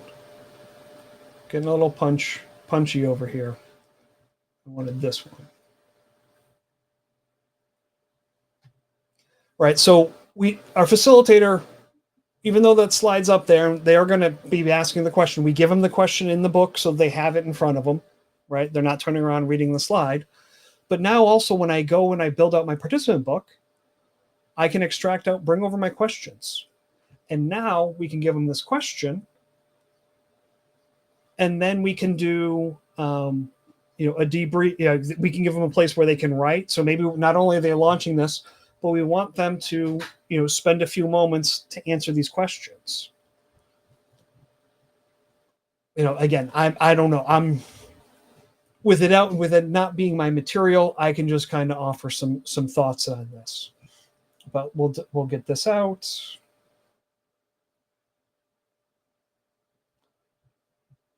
And again, let's put in another Q&A. I'm going to pop over. And as you saw, as in here, I'm copying over some of the text that was on the slide, but not all of it. There is a feature in LeaderGuide Pro. If, let's say you have that PowerPoint deck that has everything you possibly need to know about a subject, and it's all typed on the slide, there's no notes, right? Visually, it's an atrocious slide, but the material's good. There is a feature in LeaderGuide Pro when you bring in your slides that you can extract out anything that's in a text box on your slide deck, and it will drop it in underneath the PowerPoint notes section so that you can just manipulate the material and then later on create better slides and bring those in. But because we're kind of just grabbing a few things, I'm just popping back and forth and copying and bringing it over.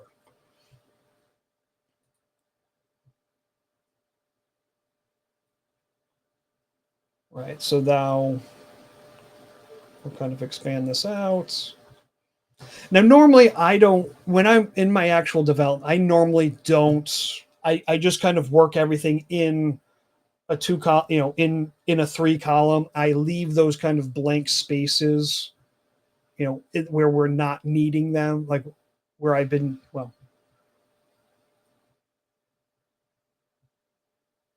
like if I was to come in and like my normal route of doing this is I leave this alone, and just near the end I'll go through and do it all at once with some other formatting. But because we're kind of, working through this on a time, I'm just doing it live as we go. Um,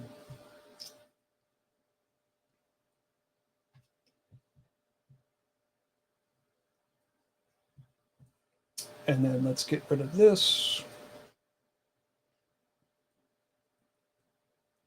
Maybe what I'll do here is we're going to put in, like, just with this idea,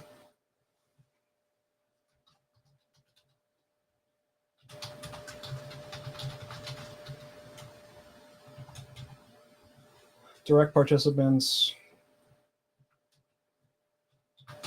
to answer in guide. All right, and maybe we're just going to say, give them 2 minutes here.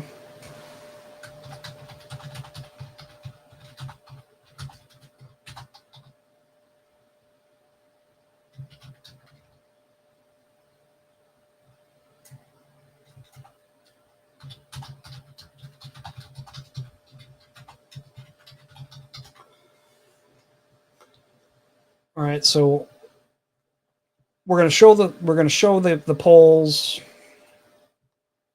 right? We're also going to have the questions in the participant material, and say, hey, you got to, take a minute or two to answer the polls and fill out, answer the questions on the, in your guidebook. What I was looking here, poll.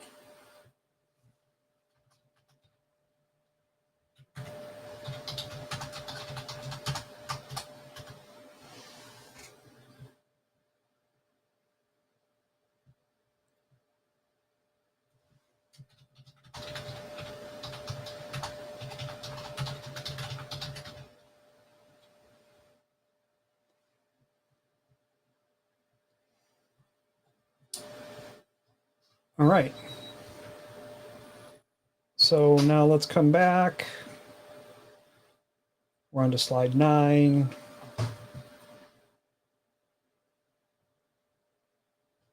Let's look at this.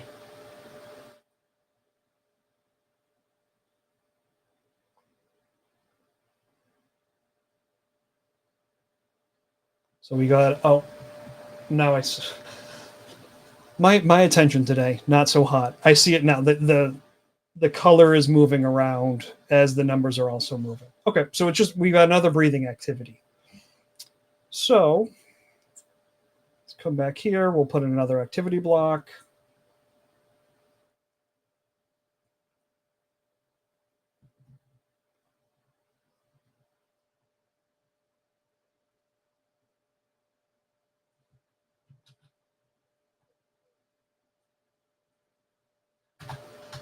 We're going to call it breathing activity 1 now.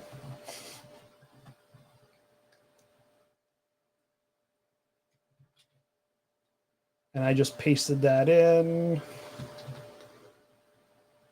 We'll call this breathing activity 2.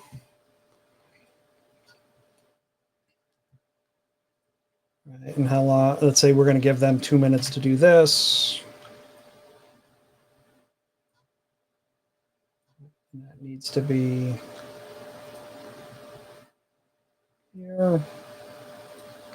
And get rid of this.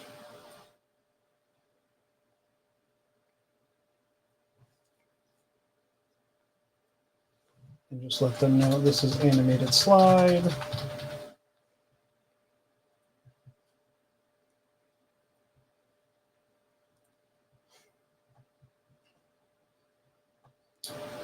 Oh, see, here we go. As I scroll down, misspelled again. All right. But let's just go, as we're doing this, let's look through, let's see what our, all right, we've got it. We got our introduction done. Now we're into foundational concepts. We're showing the slide. We've got animations. We're saying this. We're making this key points. We've got a breathe activity. And actually, we need, looking at this, I need to just let them know that's an animated slide as well. So let's go and fix that. Not that you have to, but I like to try to be consistent.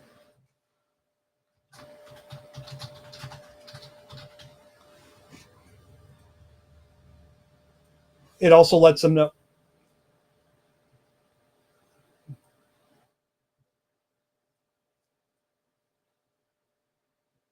It also lets them know if something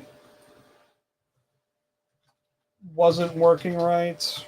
You know, they, you know, if you're expecting it to be animated but it's not doing it, then they know something's off.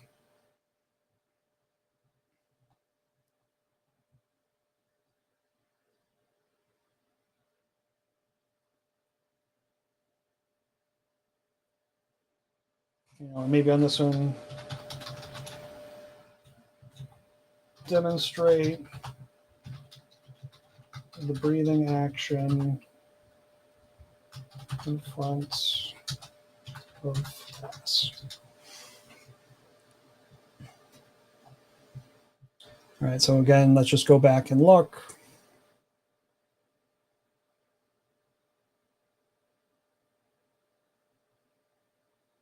Oh, and I just see this from Joe. Green slide is practicing box breathing animation instructions, then 1 minute practice. Okay, so let's go back and fix this.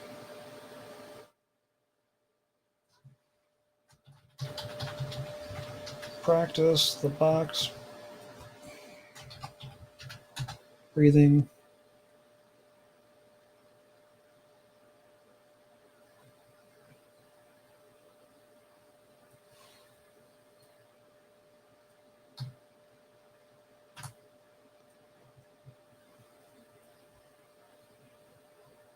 That should be.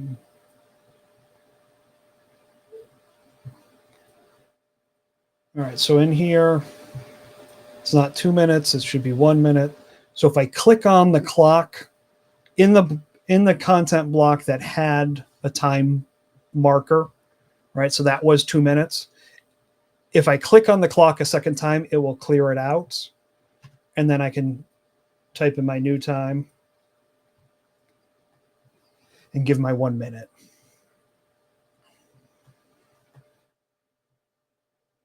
But I think that's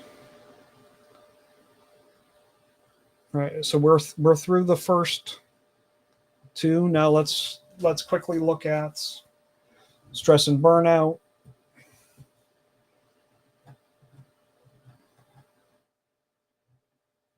All right, so stress and burnout. And at the moment, we're going to get rid of the subjective block. And I just want to quickly look at the slide, see if there's anything happening on it. Nope, it is just a straight slide. Okay.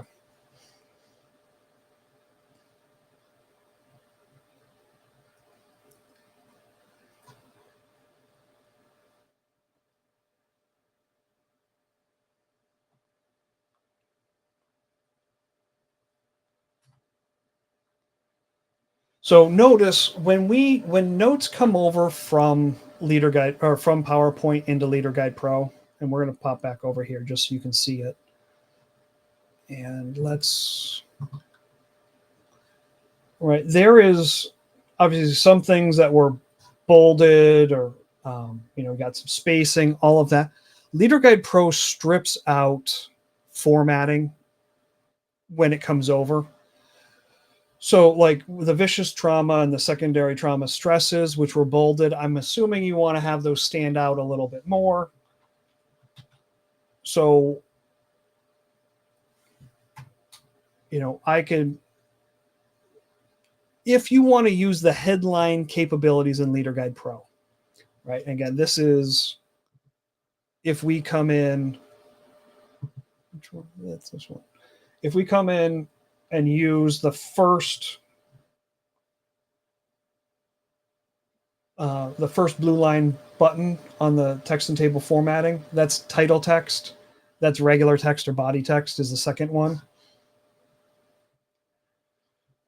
This when you're applying these styles, it basically applies it for the entire paragraph mark that's attached to it. So if I put my cursor, we're going to delete out the return I had put in. If I applied the title style to that where vicious trauma, and because it was all one line from the basically all the way up until this paragraph mark, right? All the way to there gets applied. So if you want,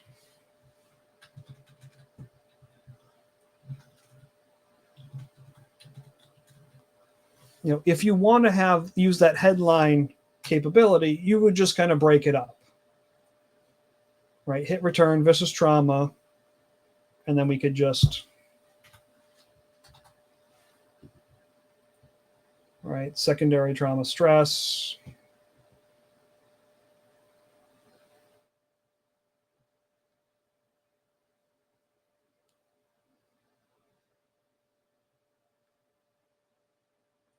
And I don't know, these may be bullets.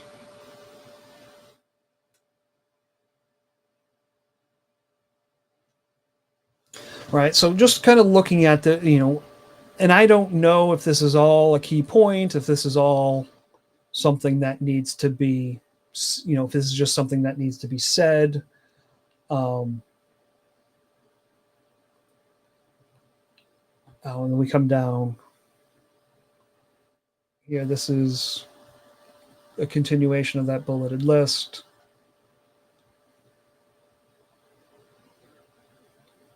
So looking at this entire line without getting into, figuring out, reading through and having deep discussions on whether it is, I'm, seeing that there's links in it, I'm assuming that this is going to be a key point. Or a highlight, right? It's something we want to have both in the facilitator guide as well as the participant book. For the moment, let's actually use a highlight just so you can see something different.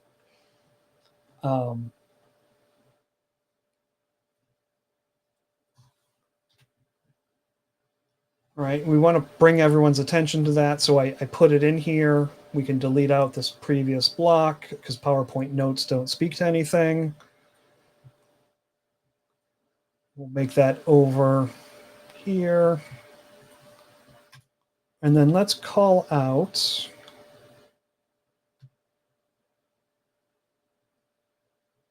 actually,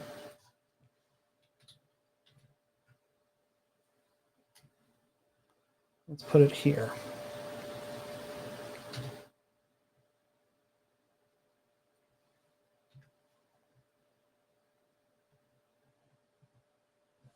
All right, so if we were going to look at this just as it was,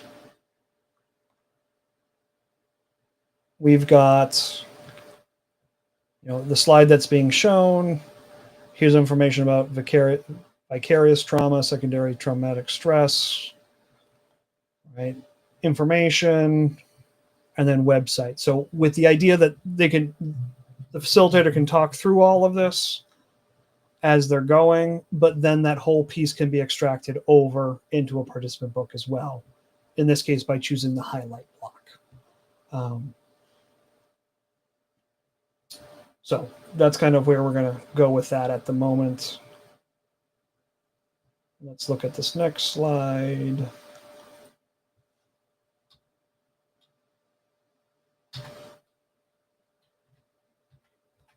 Okay, so just a straight slide on that one as well.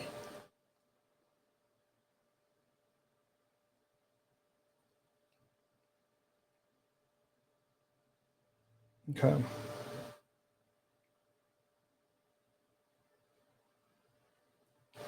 Psychological safety.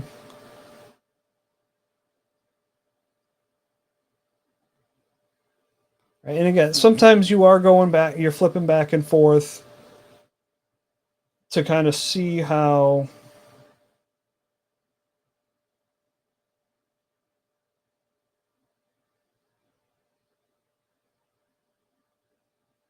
how it was kind of laid out in the slide deck to figure out what this is.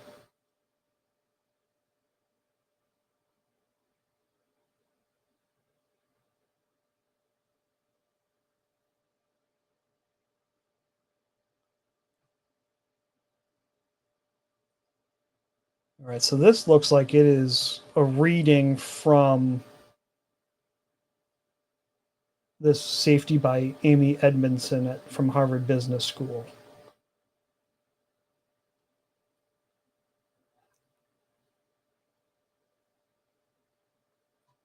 I am not.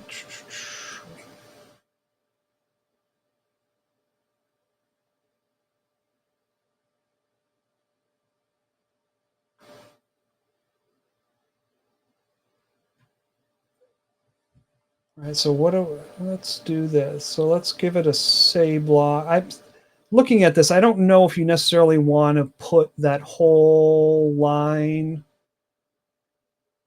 all of that into a participant workbook.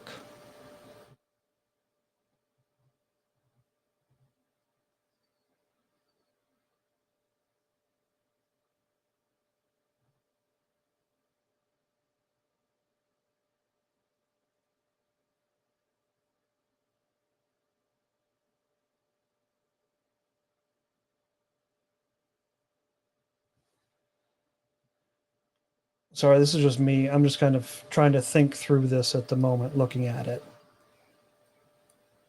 Your psychological safety, your guide to nurturing psychological safety in your team, the school of life.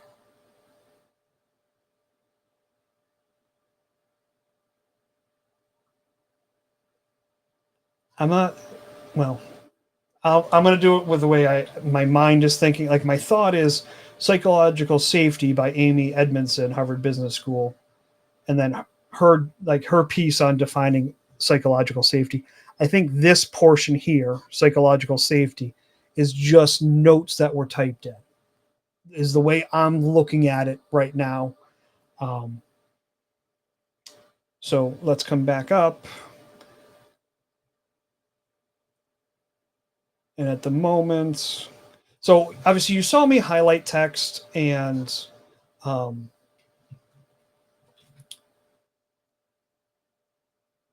and go through and insert, highlight text, insert it into a content block, have it drop beneath. You can also highlight text and drag it. So in this case,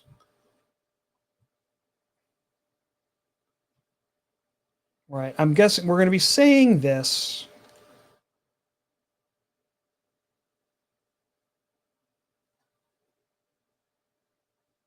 Maybe this is up there too. But I'm guessing this here is Psychological Safety by Amy Edmondson, Harvard Business School. And she's got a piece called, this is, again, me just completely figuring this out.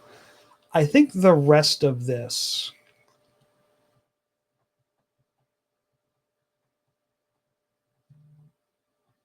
right, that's a lot of text. I'm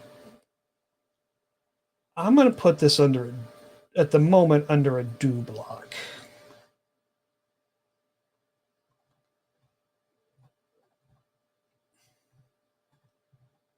And we are going to come in. Let me just scroll by the top.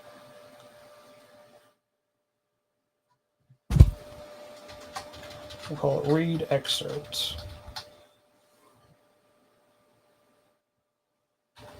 of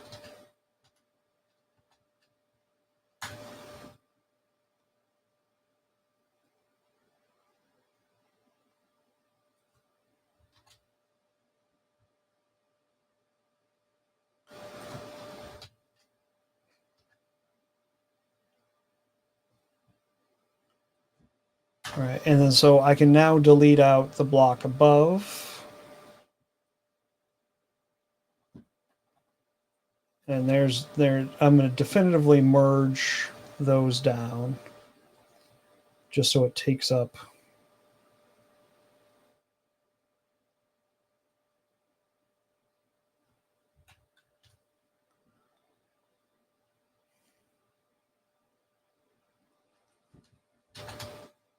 And there was just in the notes section, there was just some weird format, like where line breaks and stuff were. So you've got all of that. Again, I'm not here to say yes or no to certain things, but if you are reading this, I think this makes it easier for the facilitator to read this. Or if you want to have the participants read it, you can extract that do block out and they can read it.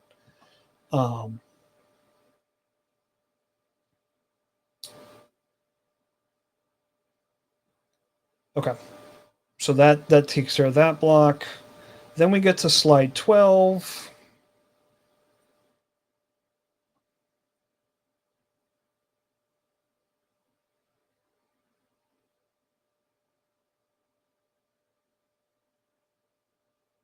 All right, so where does there's no notes on this. So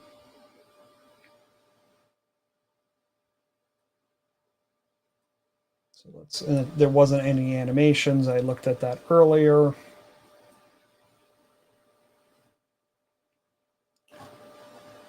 right, so we're showing slide 12. Let's see. I'm gonna put in a say block at the moment.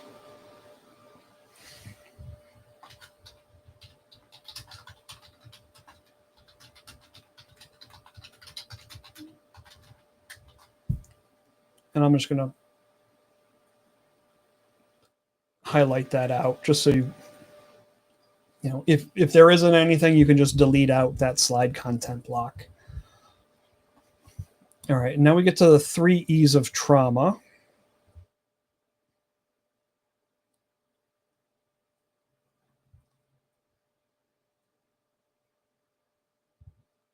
So there's the slide. So slide comes up.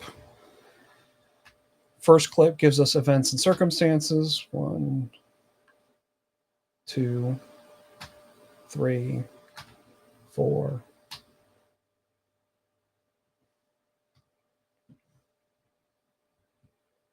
I think I jumped the gun. Let's go back. 1, 2, 3, 4.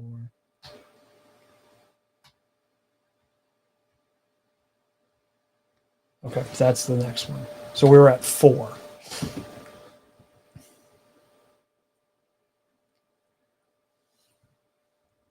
So again, we'll call this animated slide.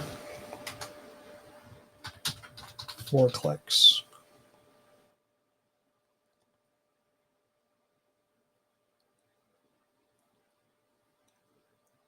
You know, and maybe, I don't know, maybe this would work instead. Just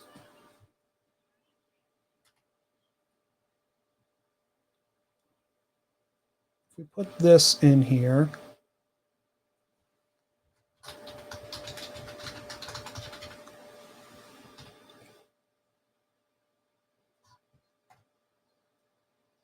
I don't know. I'm just thinking like this. So we had some slides previously. I'm going to scroll up.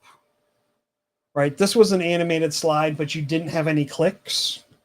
Right. It did it automatically. Right. You know, it was set up to run, you know, on slide launch. Where this one, you actually had to do the click. So maybe, you know, maybe you like that. So I'll leave that in just as, you know, as something to think about. And again, that was just putting in the click IQ and then changing the headline from click to continue to animated slide. And then I can put in 4 clicks.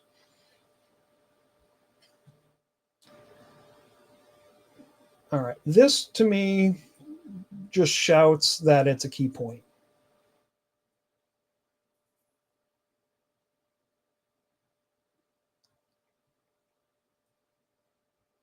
All right, so we can delete this out.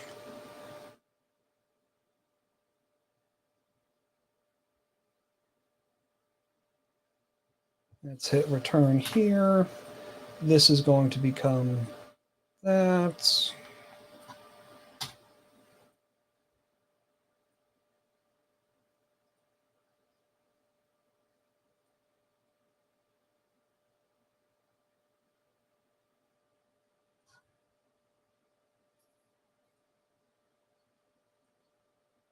We want to capitalize each word.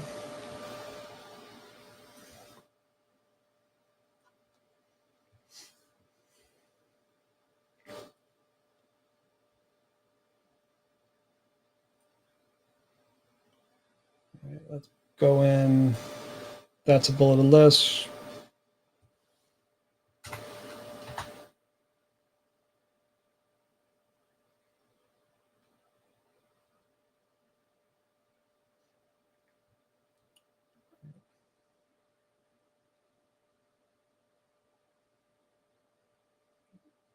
Maybe just make that stand out a little bit more.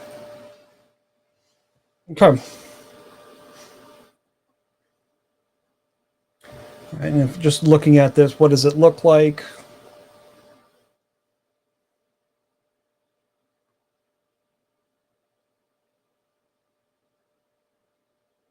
Yeah, so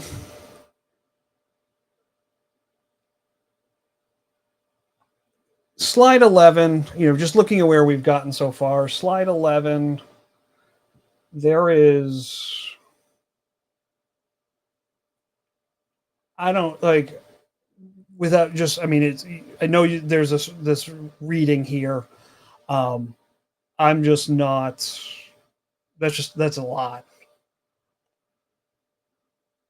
But I think this ended up looking pretty good. Now we can get to, we've got a few more slides and stress and burnout. Okay, so let's come down. Coming back to our slide deck.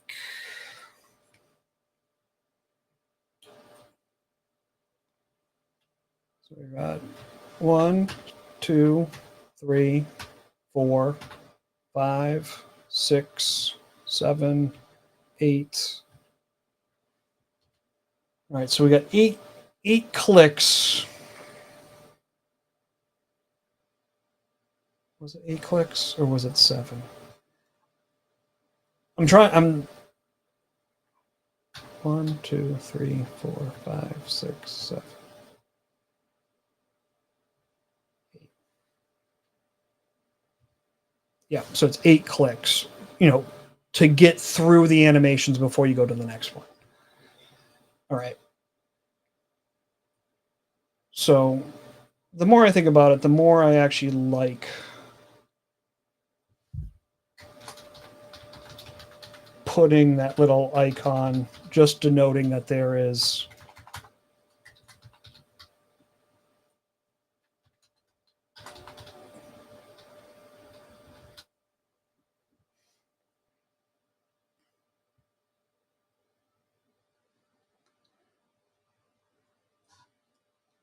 all right, so these two, ask participants how many times to see trauma in a week, hear about in a week, right? Let's actually make it a Q&A. So I'm going to highlight those, click the Q&A content block.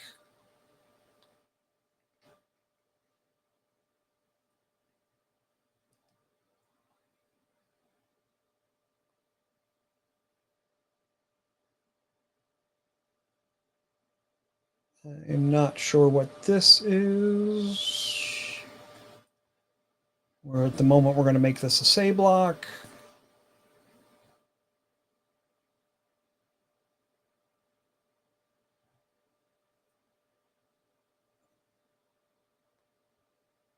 Let's get that out of here.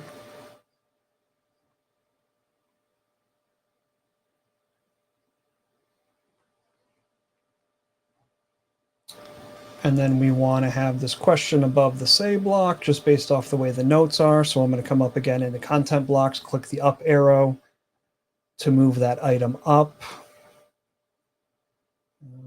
We don't really need anything over there. So I'll merge that, which will bring things up. You can actually merge this as well.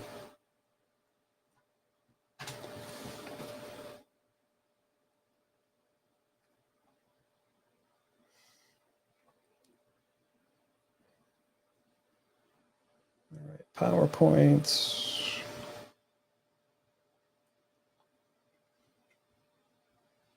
Let's see. From current slide. So there's no animations on that one.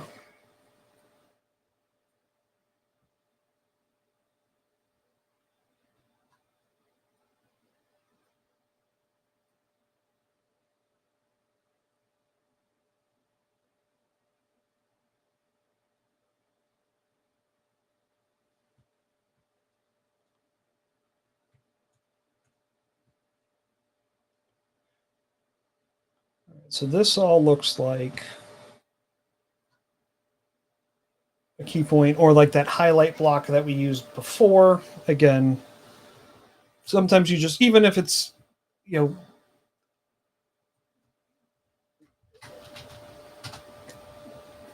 it's, I mean, kind of same concepts. Highlight, maybe not necessarily. I use it where maybe there's a little bit more, I guess, more information where it's right. Like in what's making me go through and say highlight versus a key point is the fact that there's some, you've got information about what chapters this came from, right? We've got some annotations where the key point is, the bullet points you want to bring over, if that makes sense.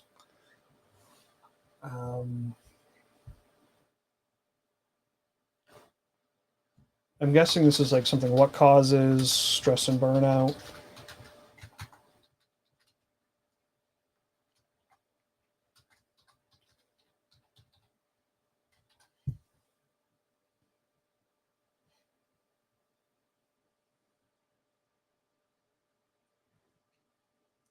And this is going to be, let's make this stand out a little bit more.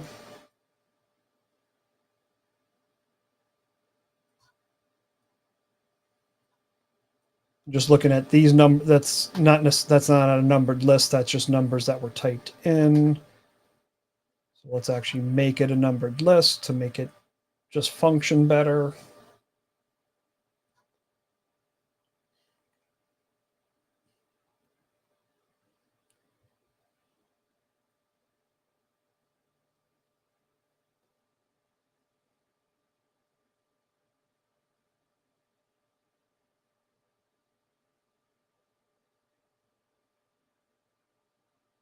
And Joe, I apologize. I haven't really been. I just kind of got into it, and so I see your notes. But to be honest, I'm not quite sure where we were when those came in. So you and I can always meet up afterwards, and we can kind of work. You can take a look, and I can show you how you can make the changes in this document after I send it to you. All right.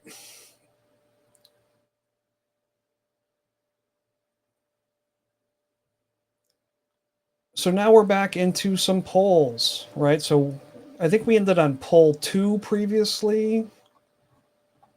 Actually, I know we did, so we're going to do this.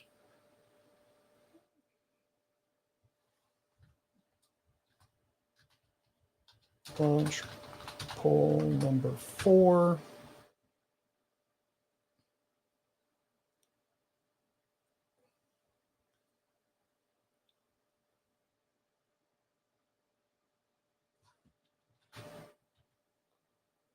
And then we're going to put in a Q&A block.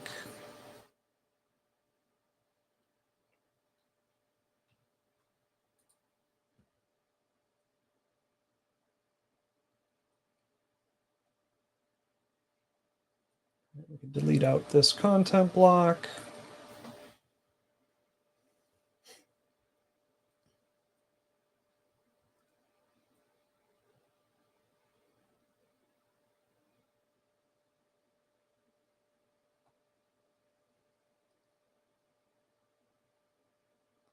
All right, let's go back in.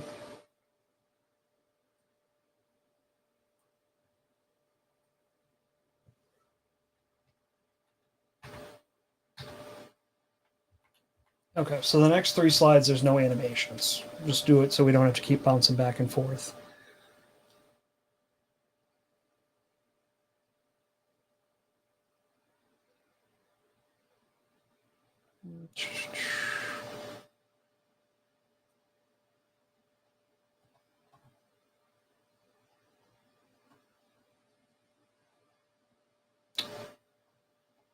Interesting. I guess we are bouncing back and forth because for whatever reason, these notes didn't come over. So no worries, we'll just pop over.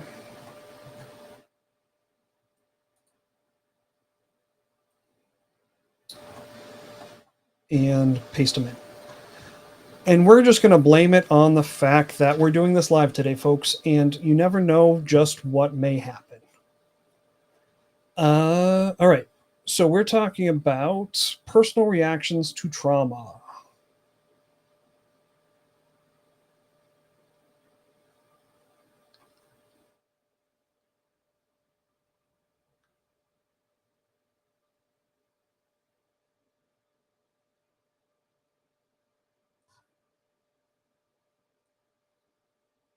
Two of them.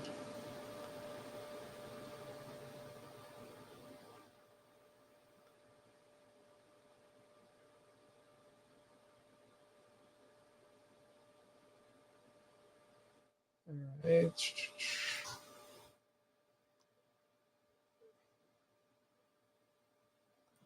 So my mind can wrap around this. I'm going to make this a bulleted list. I can see this goes up there.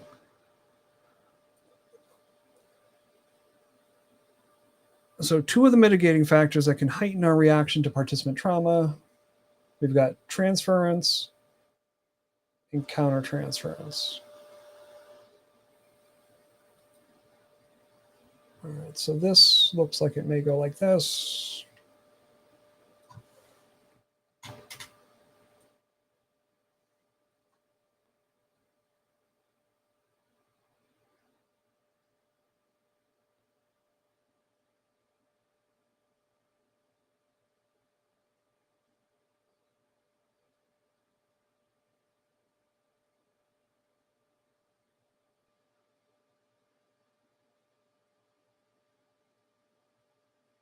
I'm guessing, but then maybe it's this participant engagement versus dual relationships. So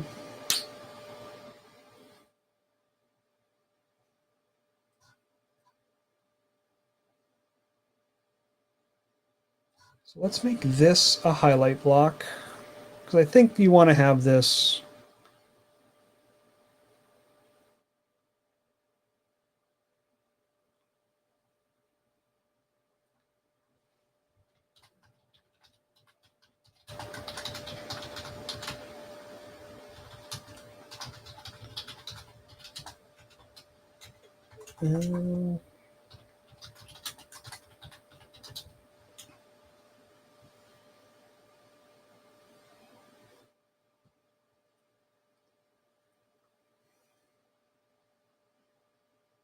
So we've got that.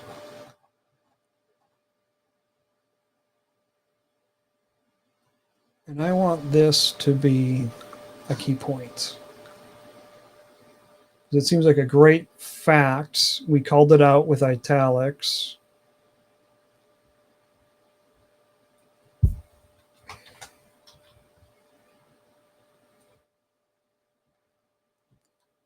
Or, you know what? Maybe we'll do this one instead. We'll do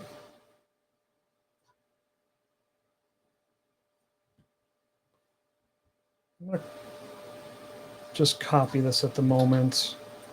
Let's delete out this block.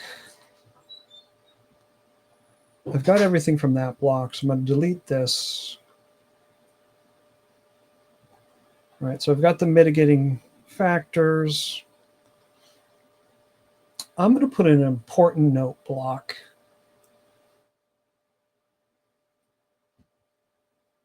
Let's merge this.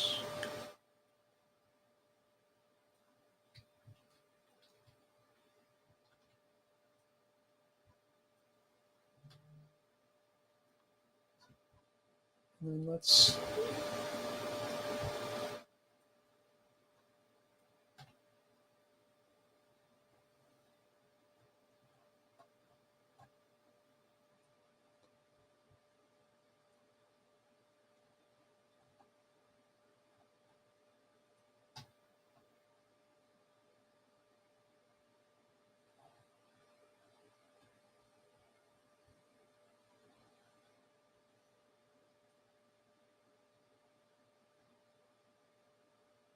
right, and this may end up, when Joe looks through this may end up being something that gets broken down, into, maybe you break this out into some different points, but I think this gets you going. Let's just see.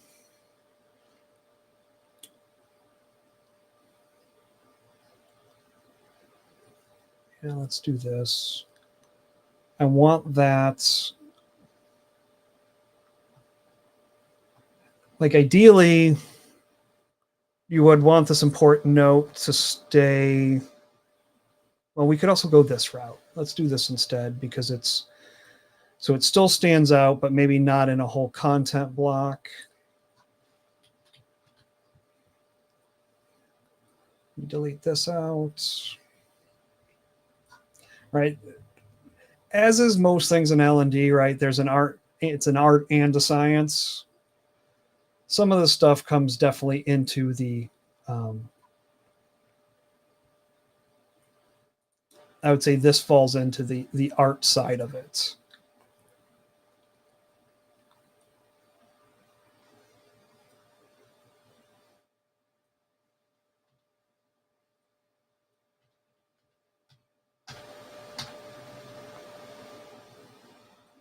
Actually, let's go with this.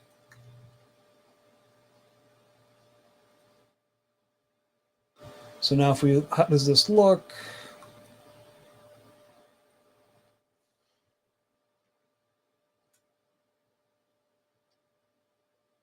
All right, we've got all those things.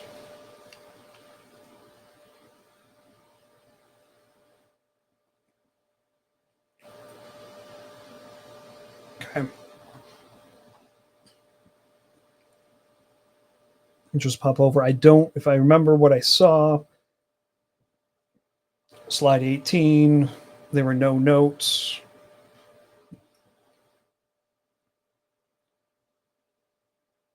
So let's come back here and I'm just going to give well, first I'm going to save again because I don't want to lose what we've done. And then we'll just put a say block in.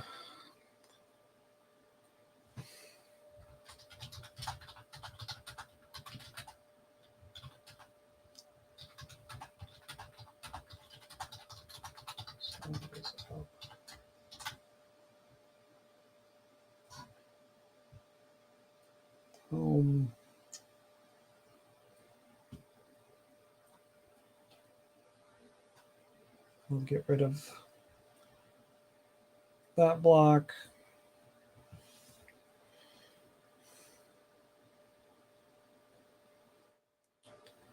Right, this identifying stress and burnout. Let's come back, just look at it real quick. Remember, there was nothing.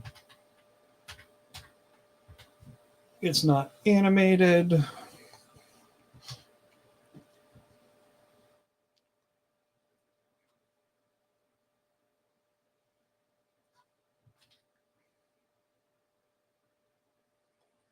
Let's do this. So we'll put in.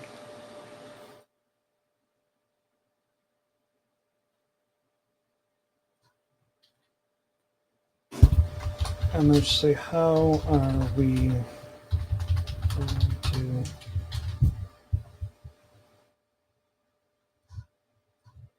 right? Because again, like, yes, I understand, okay, at this stage, while that slide's showing, we're going to teach about cortisol and the defeat chemical. But what is that? What does teach? What does that look like? What does that mean? All right, so imagine Pat has to come in and teach this. I get to that slide. I don't know. Guess what I'm going to do? I'm going to read that. I'm going to read that table to the people that are already reading it. So let's go through. Let's figure out a way that we can flush that out. So when someone's looking at this, they have exactly what they need to do to teach about cortisol and the defeat chemical. All right, so we'll get rid of this block.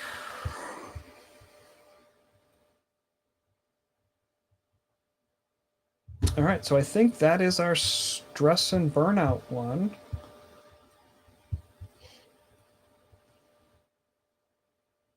All right, so stress and burnout. We've got some highlights that we're pulling in, we're pointing information out about slides. We get into this excerpt that's being read. And this is when we got a few notes, right? Like, what are we going to be doing when slide 12 is showing?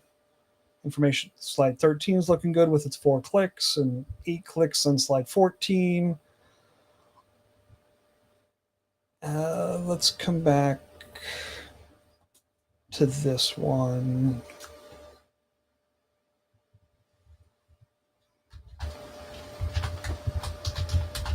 What does WTC mean?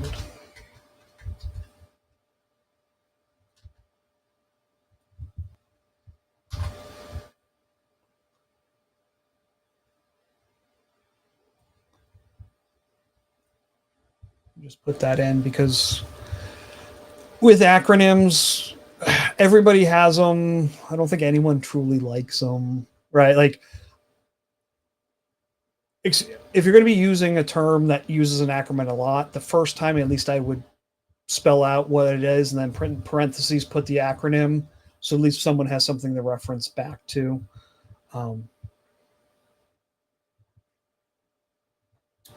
But we were back here. We were looking at these. And then, yeah, just figure out kind of, what you want the facilitator to do while those slides are showing. Because as it is, I mean, you could just show the slides, and direct the people to read them. It's again, up to you and how you want to handle that. But I would just put it into words of what that looks like. All right, so let's get into, it's the second to last lesson, but the last one is just kind of the wrap up, which was only a few slides. Actually, this one's only, I think, 5 or 6 slides. So we're moving along, and the last piece should go fairly quickly, folks. All right, so again, we're going to pull out this objective block because we didn't necessarily need it. So we've got the 3 R's of recognize, reverse, and resilience. And then I see this. Teach about the cortisol in the defeat moment. Reduce stress in the moment.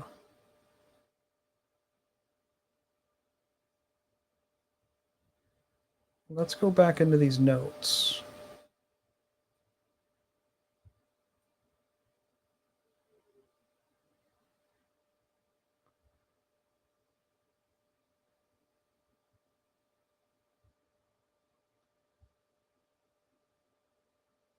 So I think some of these notes somehow got carried over from the previous slide. But all right, so let's come back here. So no animate. Oh, I should actually hit. So we're not looking at any animations on those first few slides.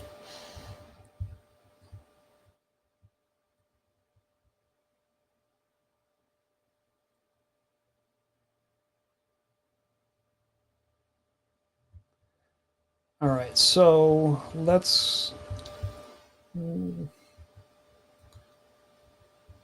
I'm taking this one out.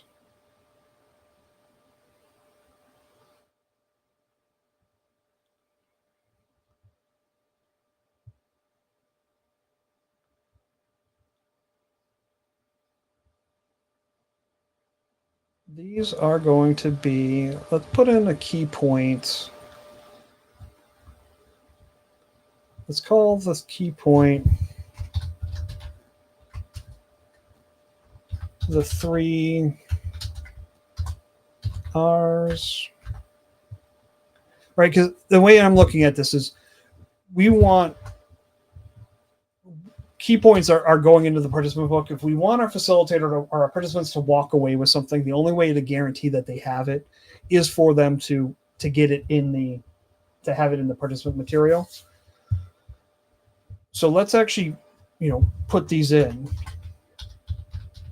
Recognize, reverse, resilience.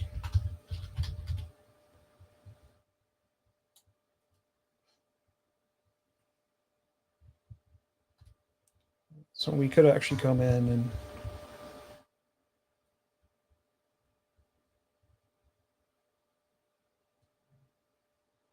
I'm thinking this reduces stress in the moment, focuses, say something, notice, ask, follow through.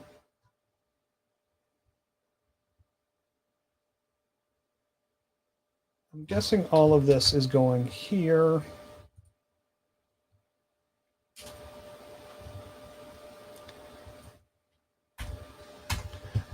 That's going to be regular text.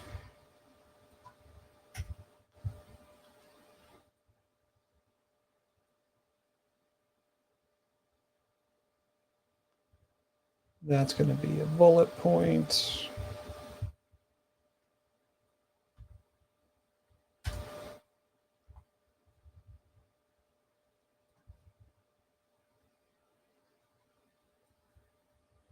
Let's make this.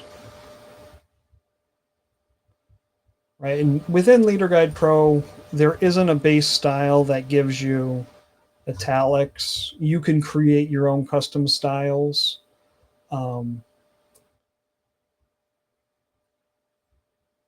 But so I'm just going to set this to the base text and then just italicize it, just so it stands out.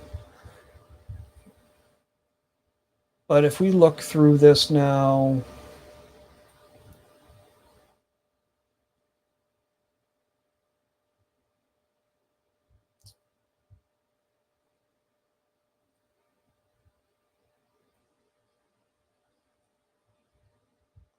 let's close print preview. We don't really need that.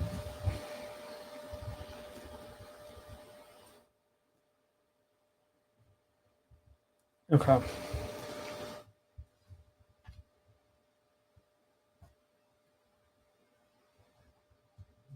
And we can delete this out.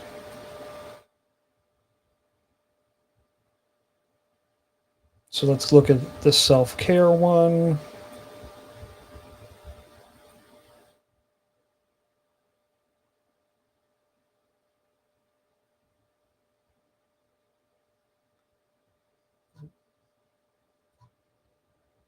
All right, so this is a great place. This is, why we would have, like, I just grabbed that text. Obviously, it wasn't in the notes, but let's put in,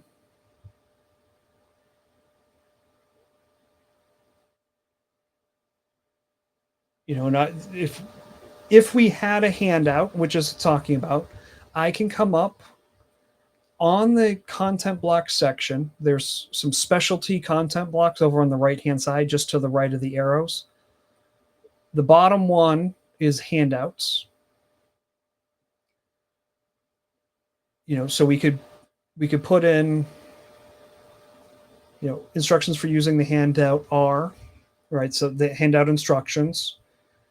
And then the other one is an actual content block which will allow us, if we use this and I was to go in, and at the moment I'm just going to, if we had built out a handout this way, we could later on go from a current guidebook, instead of going from a current guidebook to another guidebook, so facilitator guide to participant guide, we could extract out assessments, case studies, and handouts, which are these separate content blocks over here on the right-hand side.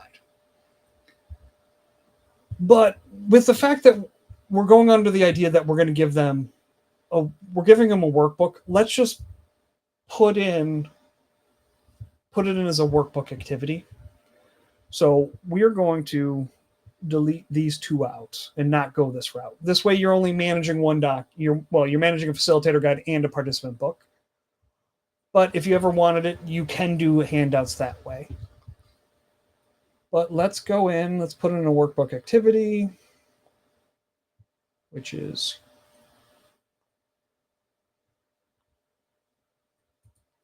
we're just going to, at the moment, bring over our notes or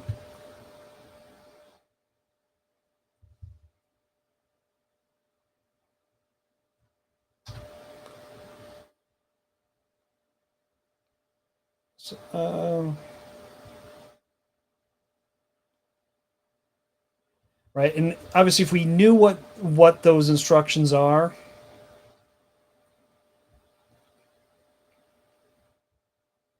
right. So actually I would actually go into here, put in a say block.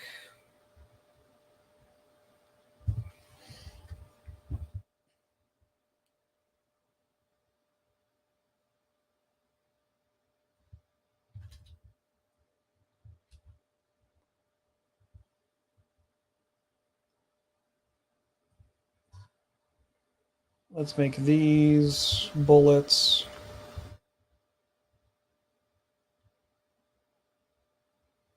All right, we'll make this a headline.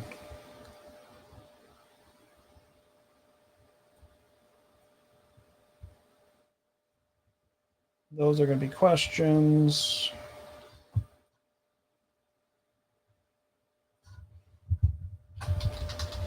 Insert in the details of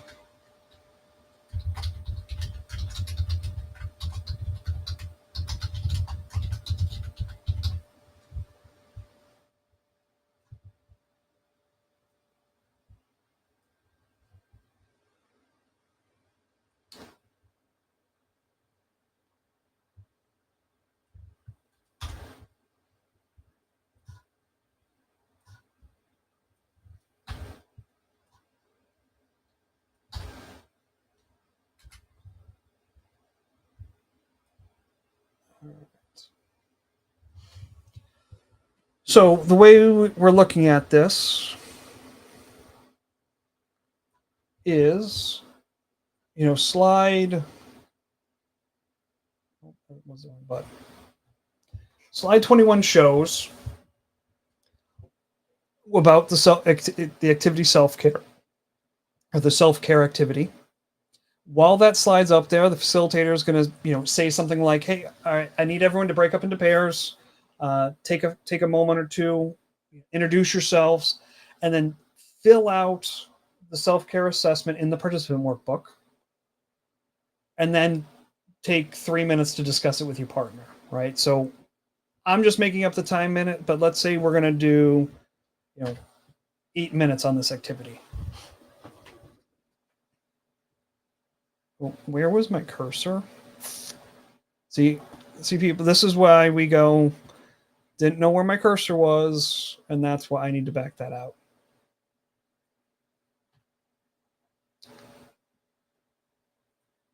All right, so let's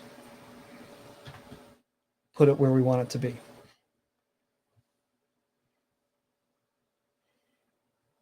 All right, and then we can ask these questions here about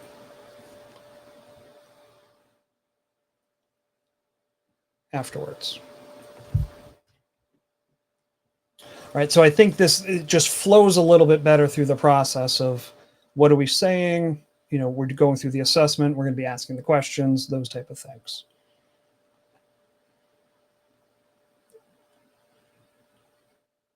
All right, let's just pop back over here just to see.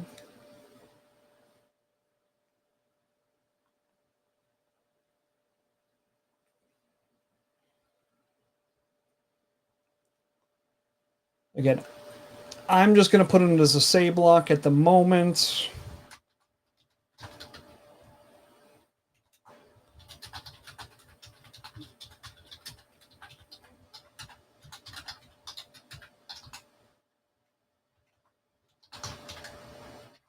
Right, what's the facilitator going to be doing at this slide?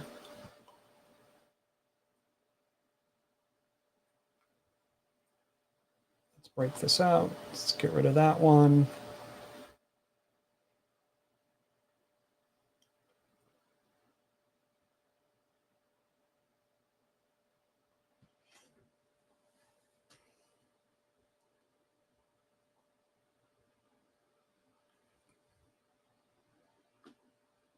All right, let's look at the next few slides.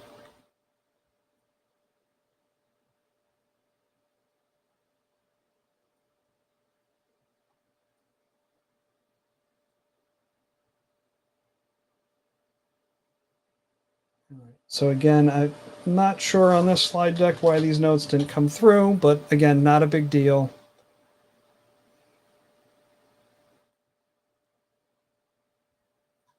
We will just bring them over.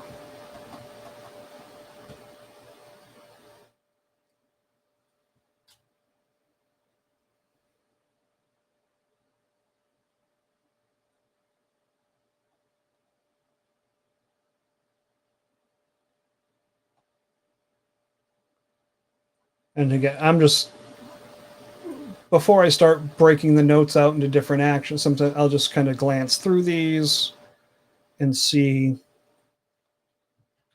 what I can do. So again, when we apply styles are applied at the paragraph level.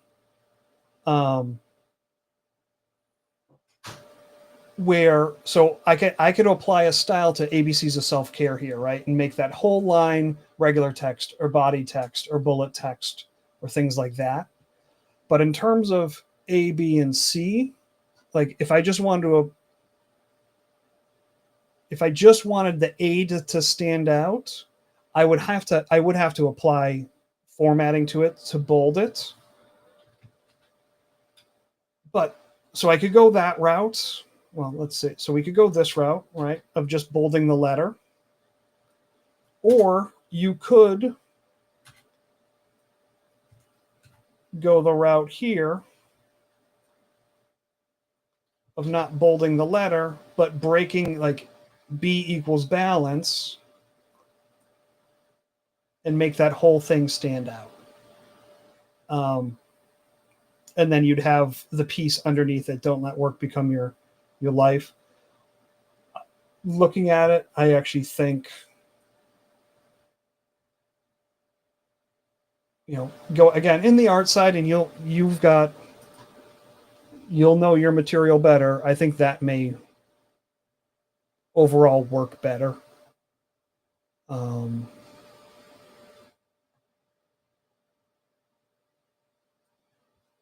So let's put in. See, we've got some annotations for an item. So based off my very scientific way of doing this, I'm going to make it a highlight block. And our slide was called movement. So one, we'll delete this out.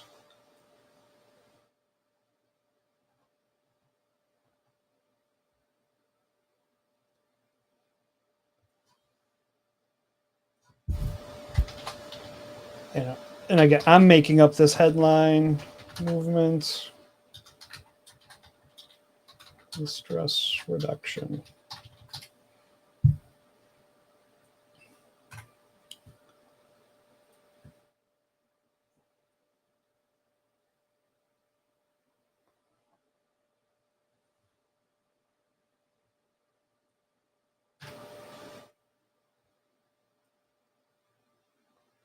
All right, so now we've got.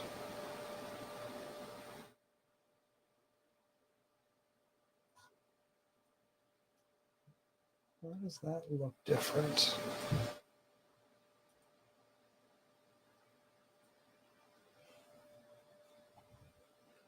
So you've got, we've got that kind of broken out for that. 23. Rid of that.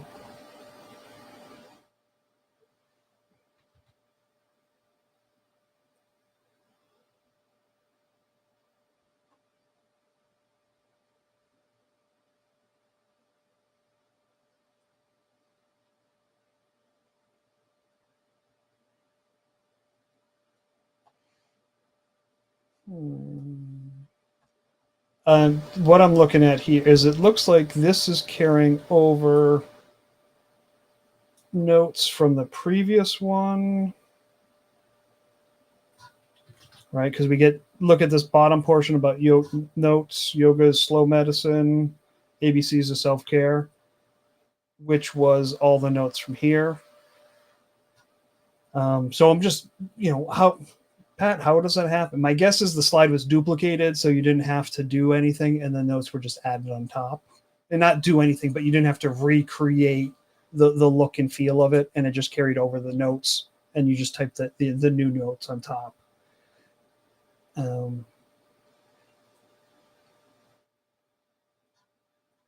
But let's bring this in.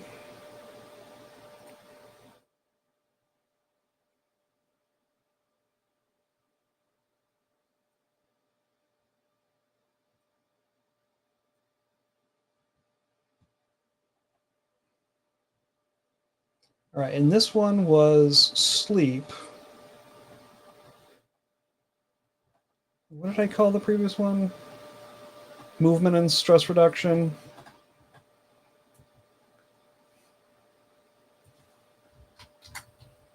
Sleep and stress.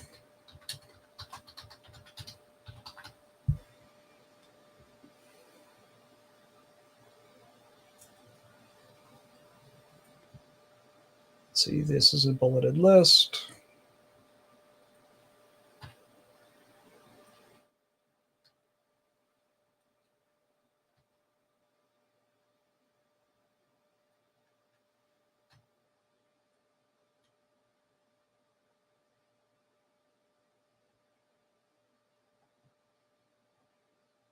All right, so let's get all this now, and let's put it into.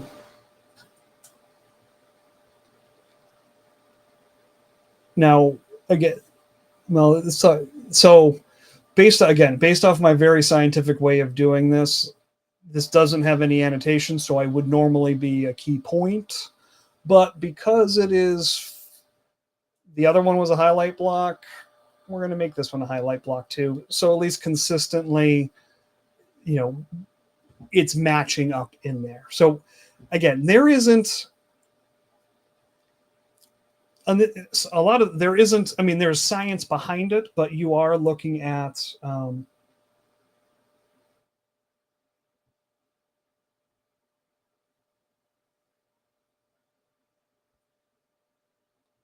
the notes are mixed up. The notes are I just figured out how to put your comment up on the window. So the notes are mixed up. Both slides, movement and sleep, in 2 bullet sides, each with the rest notes to support the facilitator. Okay.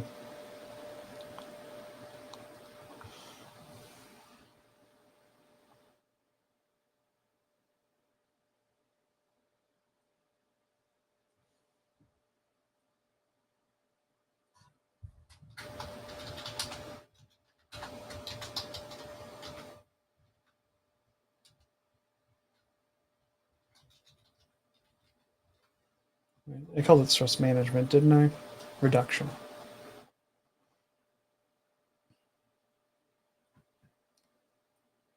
All right, so I think based off what Joe is saying,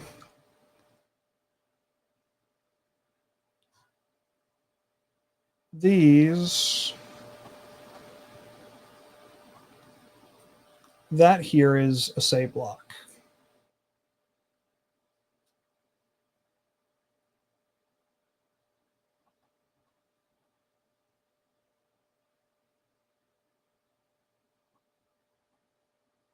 And that can be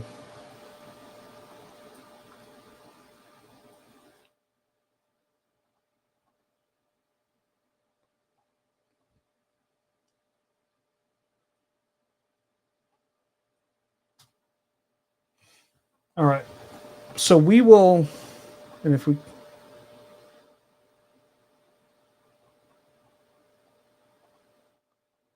we'll talk about, well, we'll do it right now just so you can see it. There's going to be times, and let me go back to multi-page view.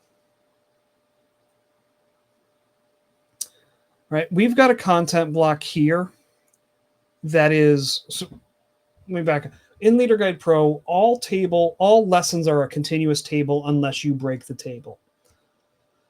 But if you go through and, there's times where you'll have one table cell that's larger than the space that's available, right? So like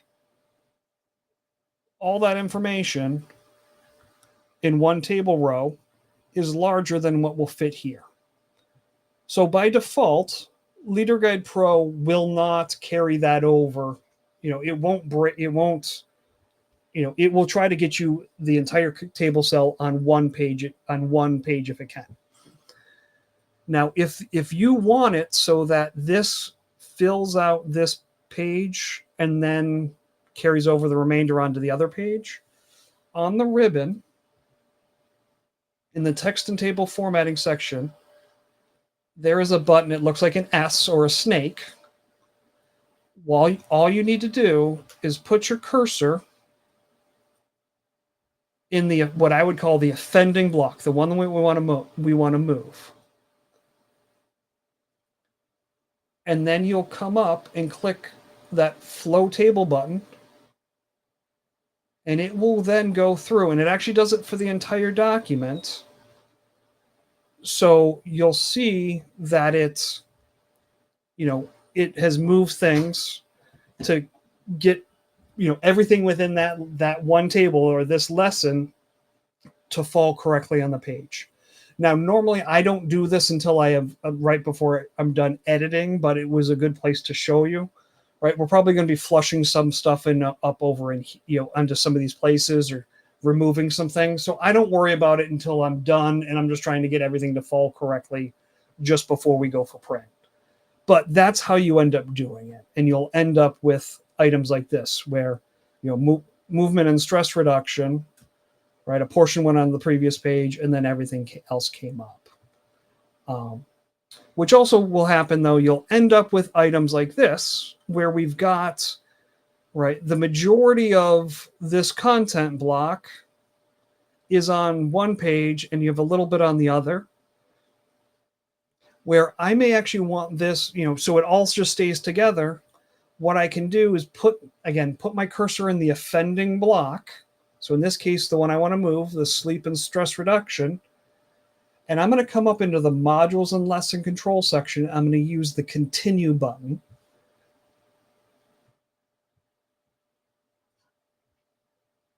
Which looks like this.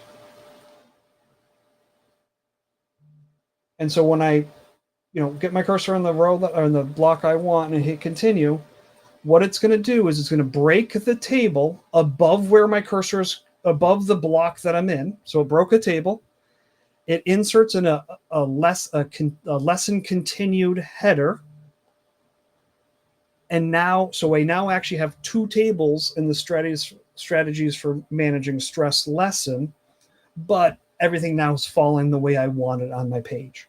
It automatically puts in the word continued, but if you don't want that, you can take it out and we can just continue moving forward. Right, and then let's go back to our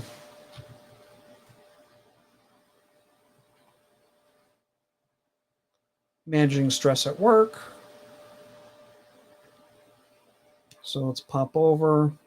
We are getting to the end of this, folks, so I appreciate everyone's staying through this and, getting as much as they can. I know it's a lot, but I thought it would be good just for people to kind of see the process of doing this. And if you're not talking about it and you know the material, it does go a lot quicker.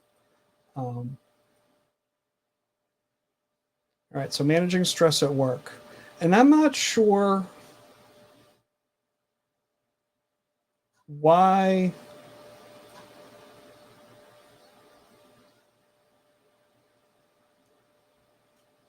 I think it's this portion that ABCs to self-care is still pulling over from the other slide. So it's just that portion. I'm not sure why it didn't pull these over. I'd have to dig into the PowerPoint itself. It could be based off of how I had Joe share the slide deck with me, that it went through, a file server and all this stuff. But normally all of this will come over directly. It could actually be based off of how the slide was, those specific slides, because it's really only been these 3 slides that this has happened on, that it was how this, it could have been how those were created. But let's go back.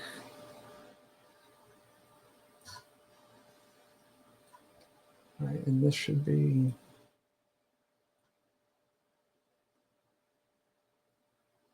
and I'm guessing this looks like it's a say block.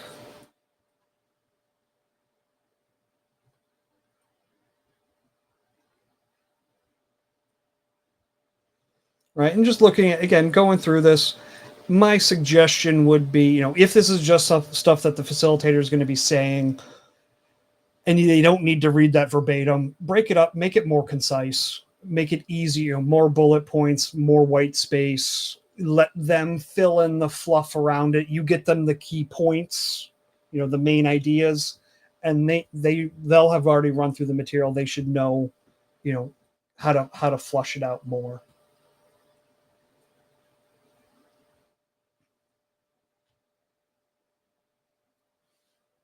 All right, so now we've got an activity.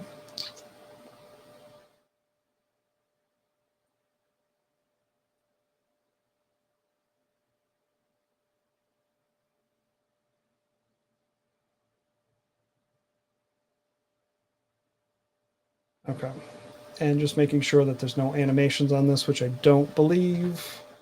Oh, there are 1, 2, 3 clicks. Good to know.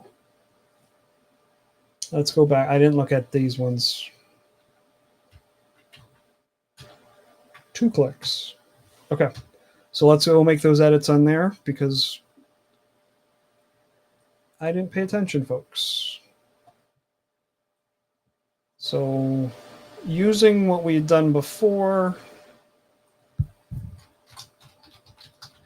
animated slide,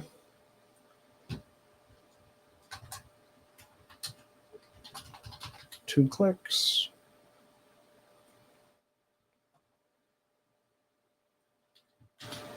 Just make it life easier. I'm just going to copy and paste that and change that to 3 clicks. All right. Hey, I love when things happen that weren't expecting, but allow you to show something that the software does. So notice we've got a numbered list here: 4, 5, 6, 7, 8, 9, 10. Right? We've got a seven bullet points. If we actually pop back to the PowerPoint notes on this, notice there's 7 slides. Word by itself is notoriously bad at numbered lists, especially when you're running numbered lists in a table cell or in tables, that it will, start pulling the previous numbered list, start from a list above.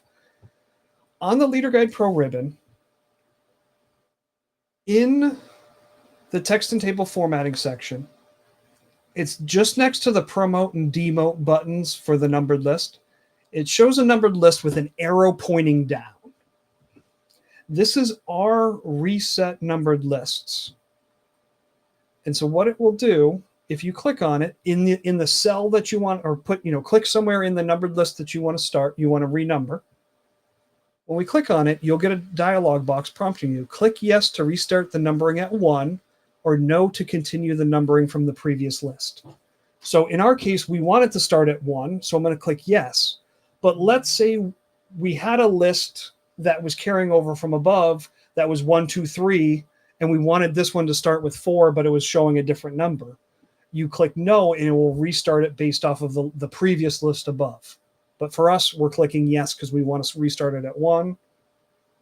It runs through, and then it says, should we scan all lists and make similar corrections if they're not numbered correctly? So do we want to apply this to all the other numbered lists? I generally say no to this, but you could go through, but it will basically find what we've chosen is whatever any other numbered lists will always restart by 1. And that may not be what we want. So I'd rather do it on a one-off situation. It's not a huge deal, at least for me. All right, so we've got an activity.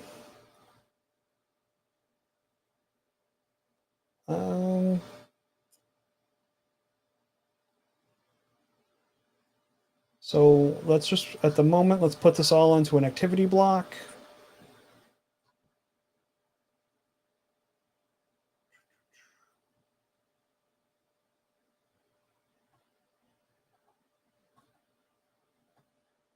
Right, and see, notice what just happened. Look, did it again. 8, 9, 10. Thank you, Word.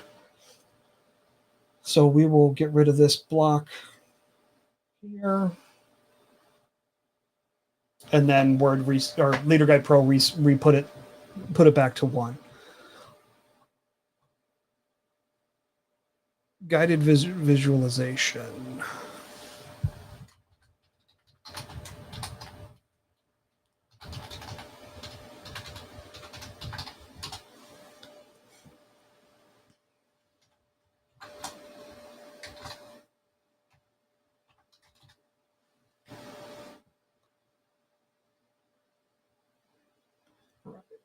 Depending on how you want this to this to work, some of these you may break out into like a say block for the facilitator of what they're going to be doing, what they should be saying. And this is, so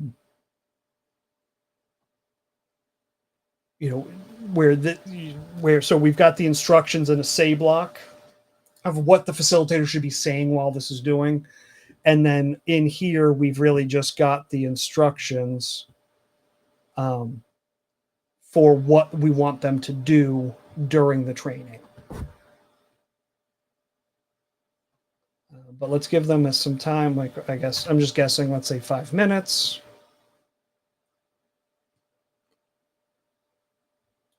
Let's merge these together.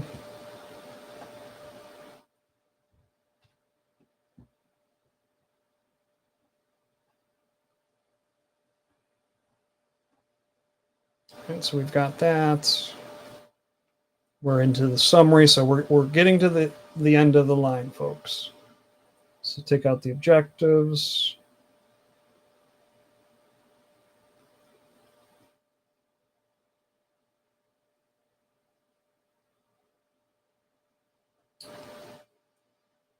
All right, so let's do a say block.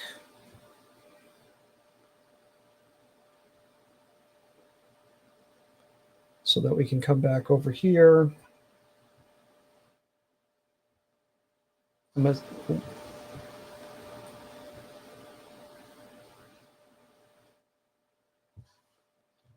Copy those.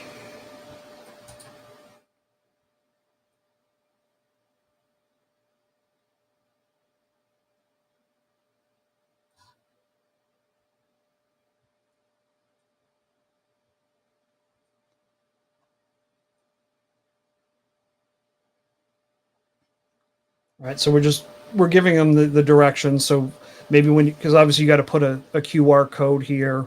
You could I mean, obviously leave the instructions, or you could just have the facilitator tell them what they should be doing based off of this. But again, we've got the facilitator instructions in front of them versus them turning around and reading it off the screen.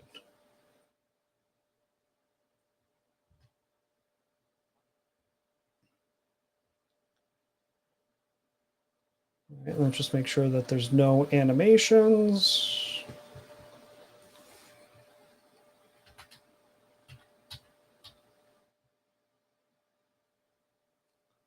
No value.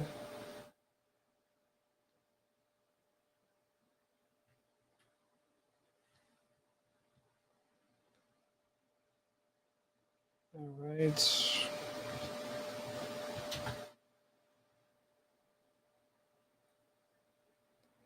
So I'm going to use, we've got under virtual, is it virtual?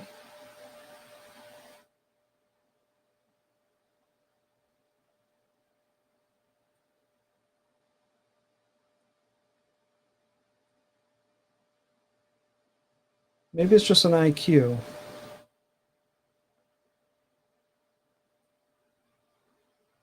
So we'll put in our own. We'll just use a different content block, but let's do this one.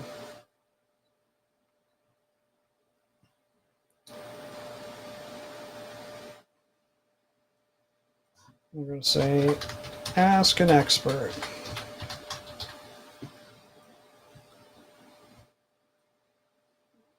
Websites.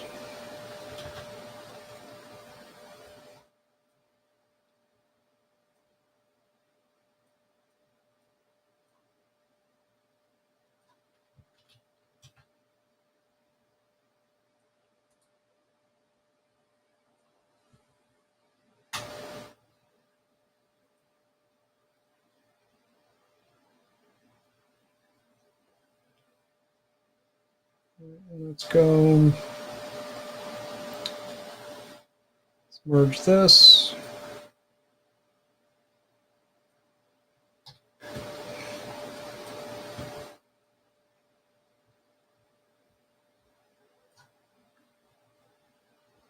Actually, let me do this. We're going to break this back out.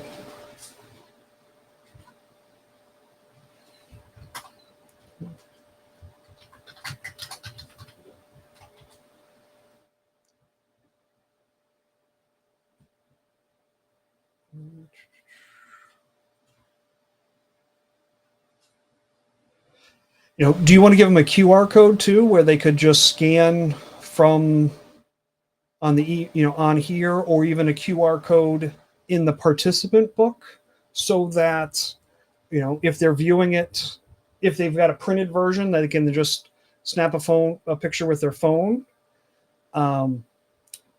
versus going in and trying to navigate, type it all in. Just something to think about. If you make it a PDF, they could actually just obviously click on the link, or click on, put an image link to underneath a hyperlink on the image. So if they were to click on the QR code, it would jump them off as well. I can show you an example of that in a few moments. So let's just carry that over. All right, let's put another do button.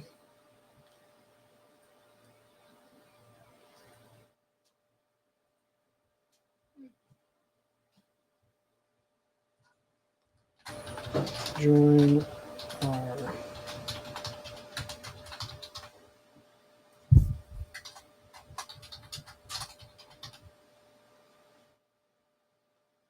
actually, let's move this here.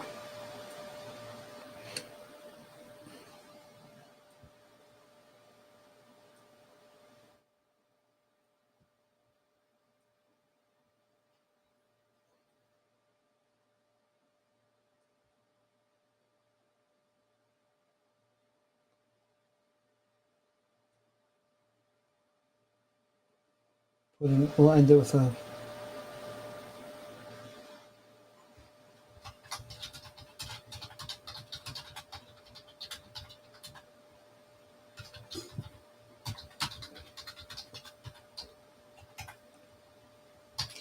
Thank you for attending today's session.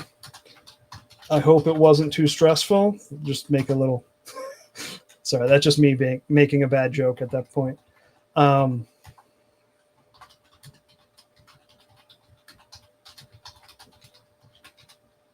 you have any questions. All right, so we've got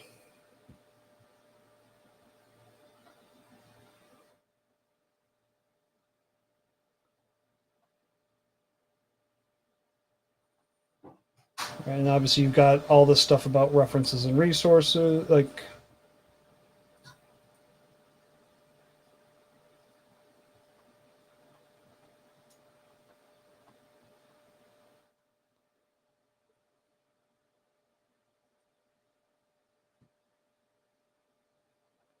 so I just chose the process block just because I don't know, that kind of spoke to me for references and resources.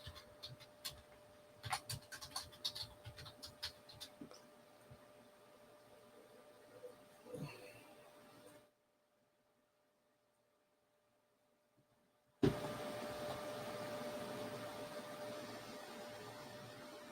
right, let's just make sure that there weren't any animations on those slides.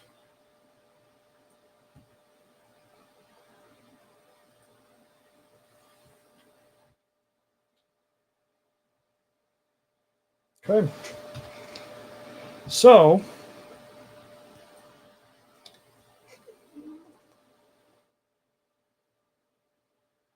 this is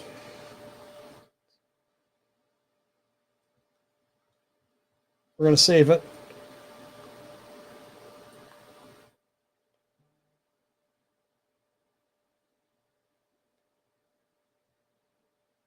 Right, if we come back in,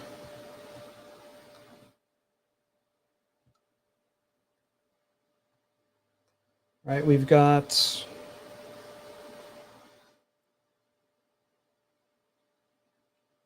oh, see, I'm already looking based off of what we did previously. Let's come back up.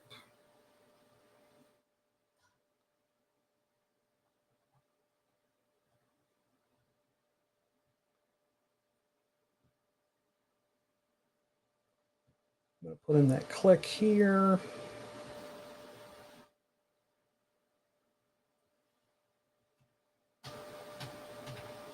Right, so that we had that click next to it.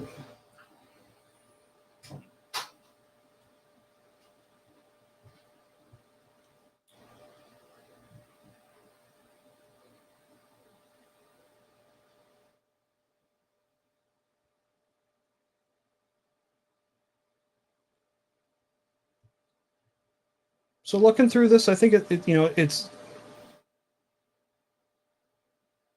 oh, see, we forgot to delete out a content block. So slide 15.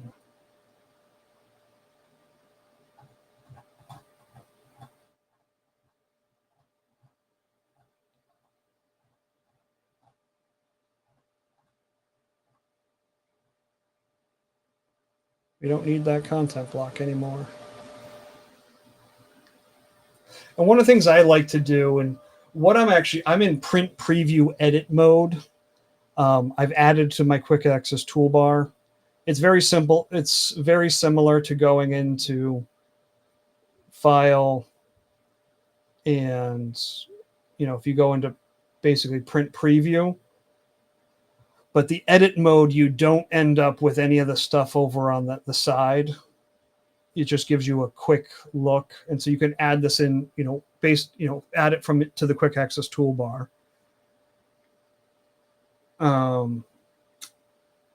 See in here, we need to put in the question between slides 16 and 17. We missed that, I missed that. So let's go and do that one real quick.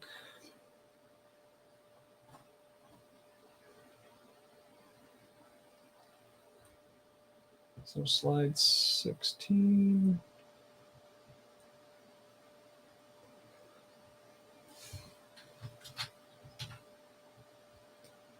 put in a Q&A.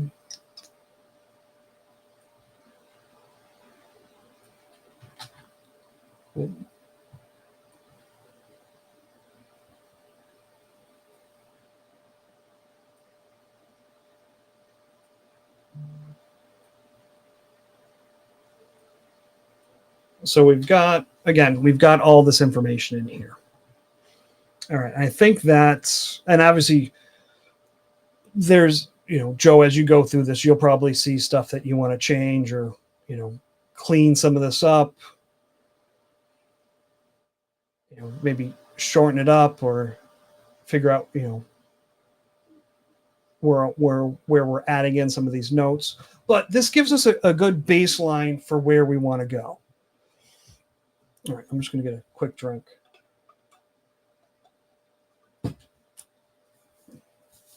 All right. So made our changes. We're going to save it again. Actually, let me share my desktop so we can see again. That's the one we want. We're going to save it again. All right. So let's say we want to go in here and build out our participant book. The way we're going to go about this, and actually I'm going to go in, this was the first one we started that I messed up on.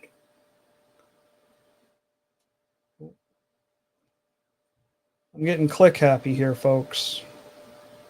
I'll close out that one.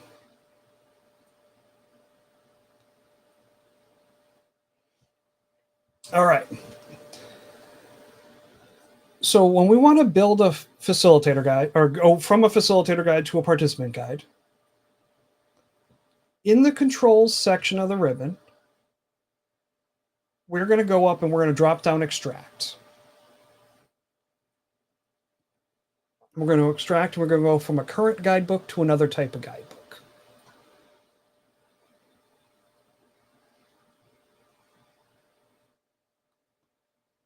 So at the beginning, it looks very much like you're building a completely new guidebook, which in all intents and purposes we are. We're building now a participant book. So the importance of self-care. I've got way too many.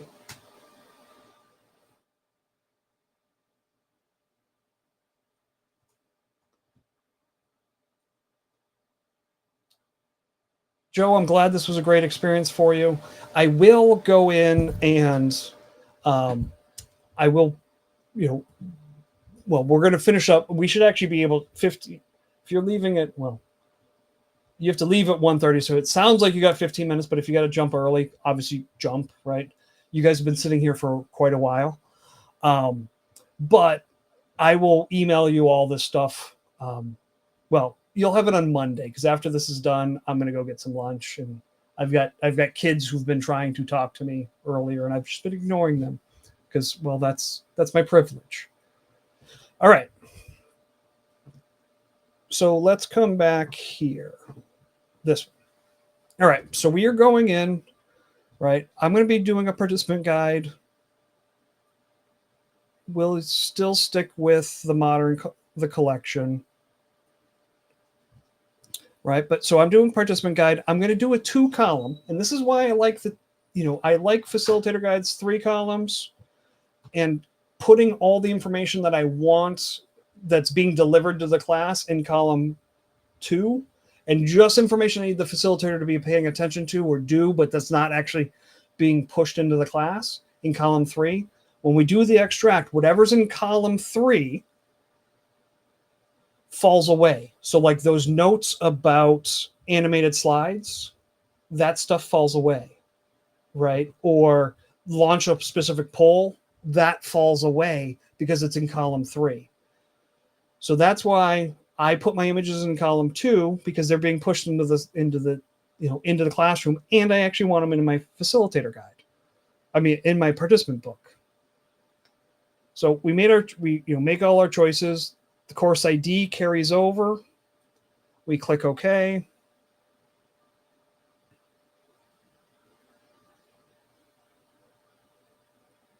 Right, we get prompted to save.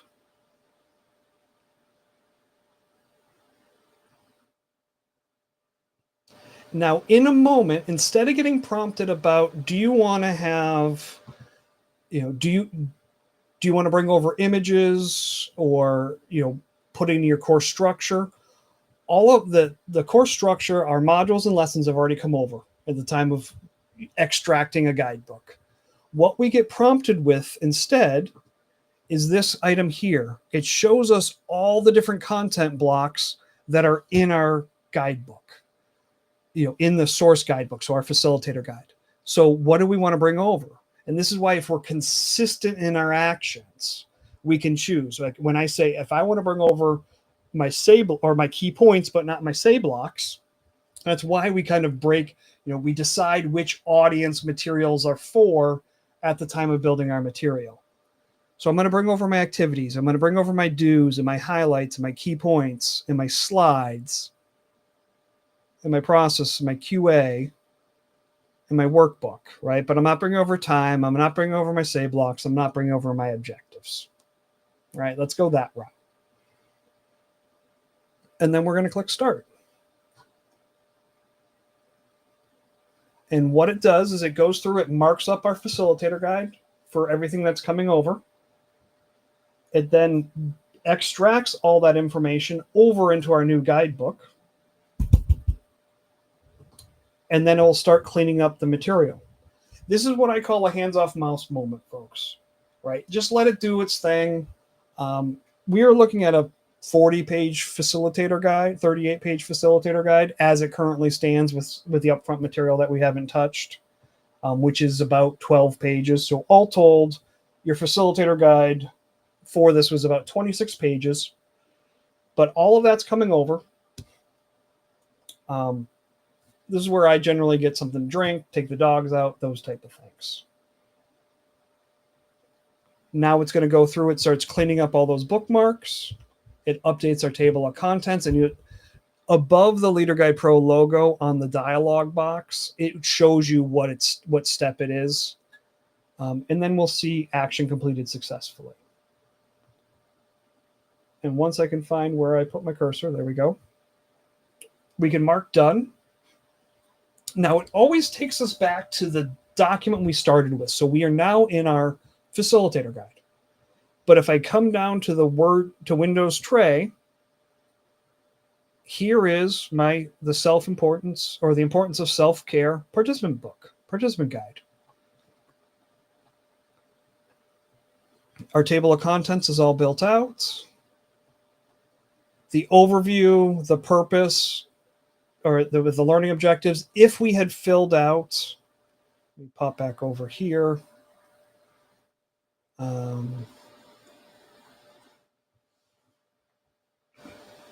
In the facilitator guide, in the upfront material, if I had filled out the program and perspective of why are we doing this program and the learning objectives, those two fields would have populated over here.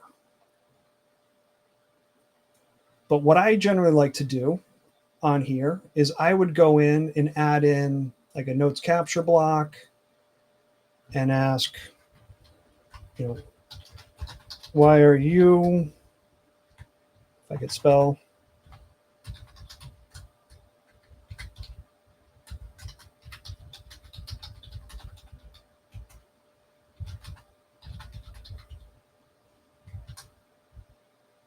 and I probably shouldn't have done,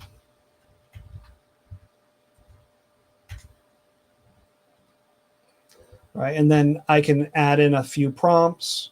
So maybe we set up some sort of pre-work, like have people, as they come in, they read, why are we doing this class, and have them capture, what they're excited for. Right. And then same thing for the learning objectives. I'll do same concept, put a notes capture block in, what do you hope to learn?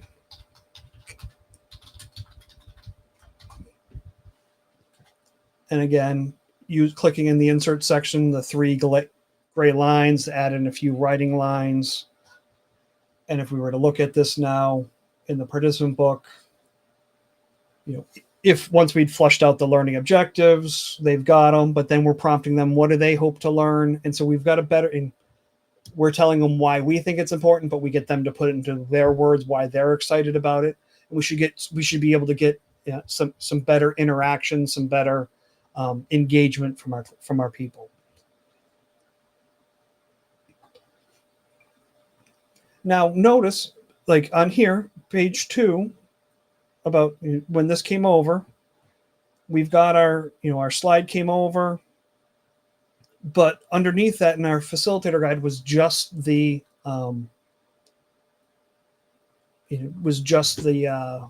say block. So maybe you want to add in a notes capture block, maybe you don't. To me, if you've got to read the disclosure, hey, it's good. It's already in here. They've got the title slide. They've got the disclosure that they can read from, or they've got the disclosure here. But in this case, I don't need it. I'm just going to take it out. And maybe I'm going to go through. And now what I would do is I would just go through and just start adding in where needed the participant only blocks. So let's say give you a place for like capture your notes.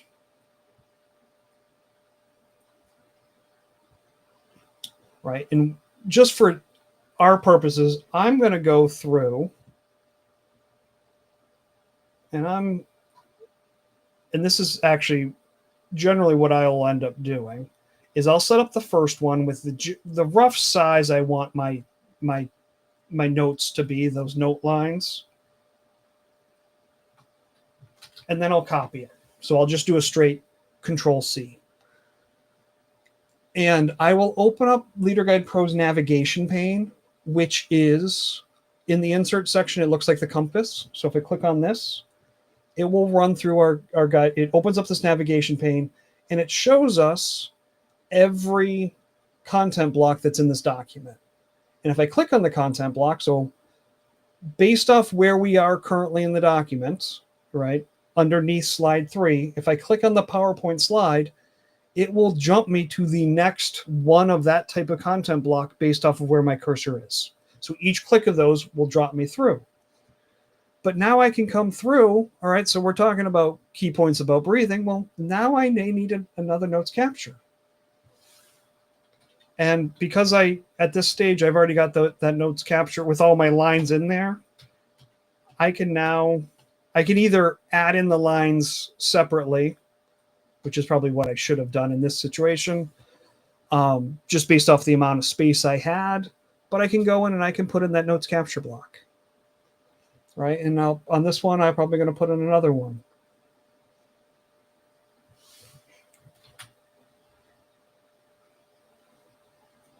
All right, and let's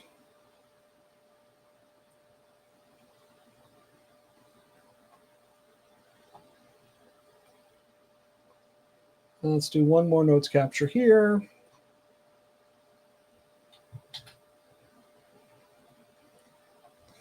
Right, so now we got to this poll, right, where we're asking that question. What I generally do in a participant book, I will go through now with like the ask headline, right? That's really geared towards the facilitator, right? We're directing the facilitator to ask, and then we've got the question underneath that. But when I bring that over to the participant book, what I generally do is I delete out the word ask, and then using the headline button or the title style button on the ribbon, I'll make it title style. And then I will go in underneath that and using insert section, using the gray lines, insert a couple lines. And now my question block, I've given a place where they can capture their thoughts. So we're going to do the same thing here. Right? We'll delete this out. We're going to make this a headline.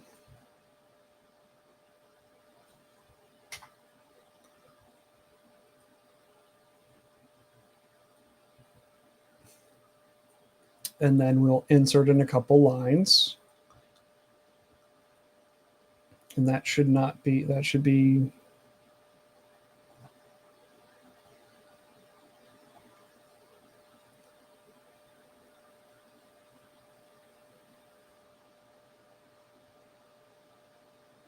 all right. And so on this one, direct participants to answer. All right. So complete poll questions and submit. Right. So because it's now a new audience, you sometimes have to go through and change over a few things. So so that it reads correctly for the new audience of that book. But that's a lot easier than having to recreate it all, all told.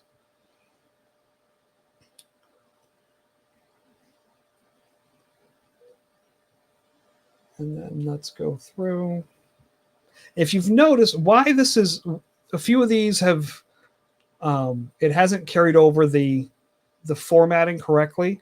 It's because for whatever that the end of cell symbol, if it was brought up, if it's not at the, if there isn't a paragraph mark in front of that, right? So if it's brought right to the end of the word, it's going to apply the style, the title style to the end. So ideally, unless you're really, really searching for space, try to keep that end of paragraph cell at the, at a level beneath. It also just gives you some nice white space in between content blocks. But here, like, let's put in a notes capture block.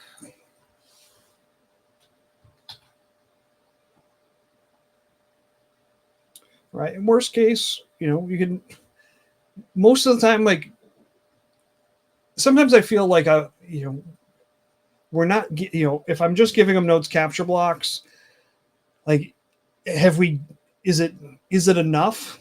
And this is where you really need to start thinking of how can we best support this as use this as a post-course resource.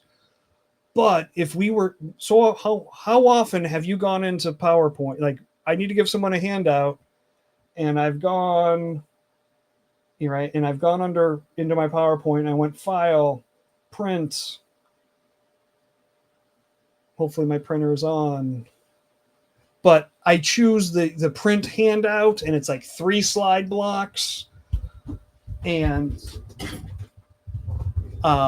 it's 3 slide blocks and 3 note blocks. And like, if that was good enough, me just in certain cases just giving you a better notes capture block along with everything else, I think it's more than enough, or it's good enough in some cases.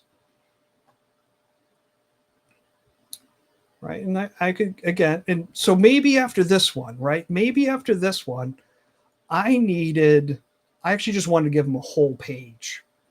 I could come up under notes capture and choose capture page. And so now, if we were looking at this, right, we've got that whole page, and then they've got a whole page just with one click, one page just to write down whatever they need.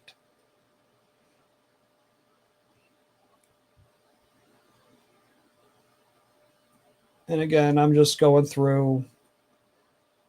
And this is where, again, depending on the material, sometimes when you get to the stage, you start realizing I may actually need to put some more supporting activities or things for the participants to be doing, so that they, we can really not only, get the knowledge, but start applying that knowledge, right? So which taxonomy are we in, which learning level, how are we then going to involve the learners, those type of things.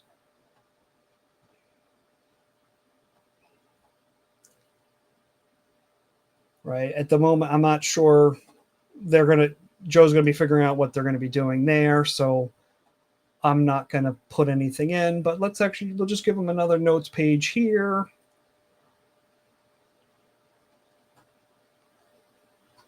Right. On this one,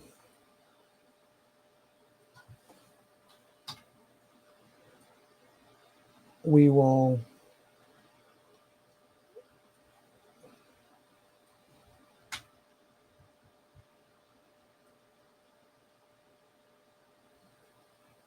actually, so like notice I don't need ask participants, I just need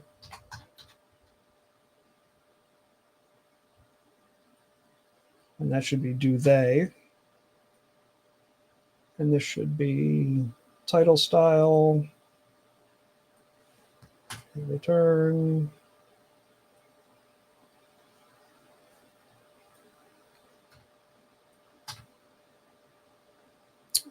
And just seeing how that fell. Let's, after that slide, maybe we want to, well, let's give them another notes capture.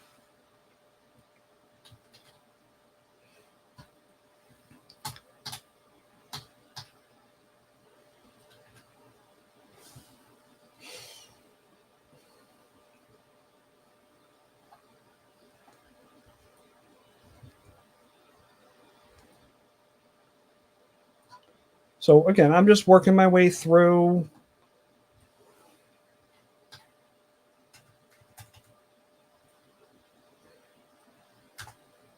And just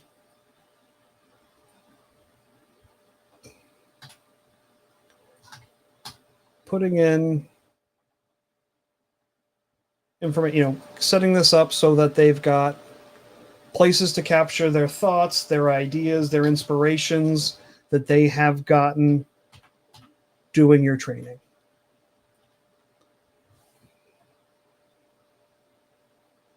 Right, like on this one, I would definitely feel like we need. I know that we got some prompts in the facilitator guide asking about, what's the facilitator going to be doing during these, but these to me just scream that they need a place for people to write out their thoughts.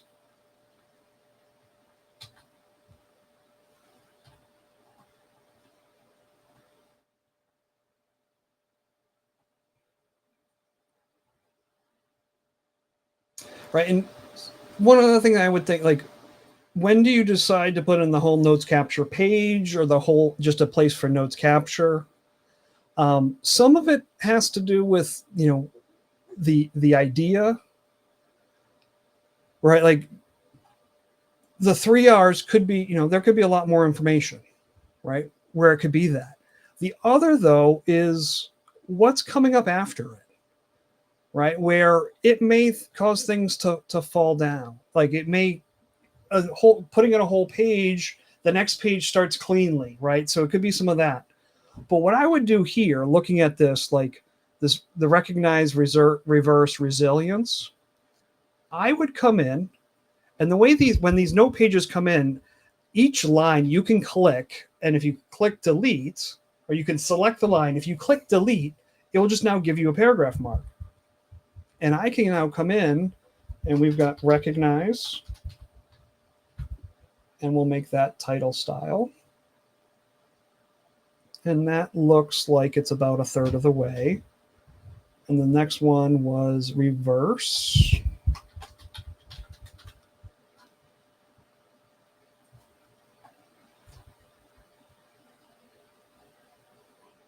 And the third one was resilience.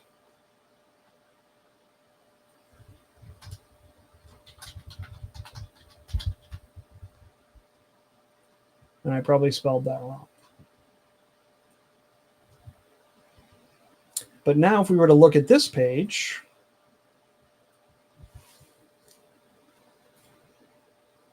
right, and so I'm not going to do it, but it actually probably makes more sense. It would probably look better if reverse was up 2 lines, right, to give a little bit more. But you get the idea, like, so they've got this, and now they can kind of capture their thoughts and ideas about that. And I didn't have to create that whole. Well, I did create the whole page, but I selected one button that gave me the whole page of the lines, and then I just deleted out a few things and added in the words. Much easier to handle. Much quicker, I should say. All right, so again, we're going to delete that.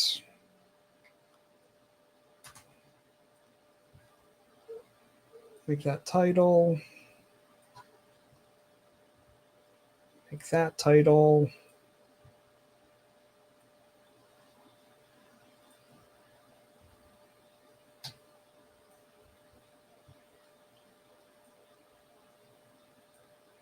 right? And so again, each click gives us two lines, but if you only wanted 3, I could then just select one, delete it, and now I only have 3 lines.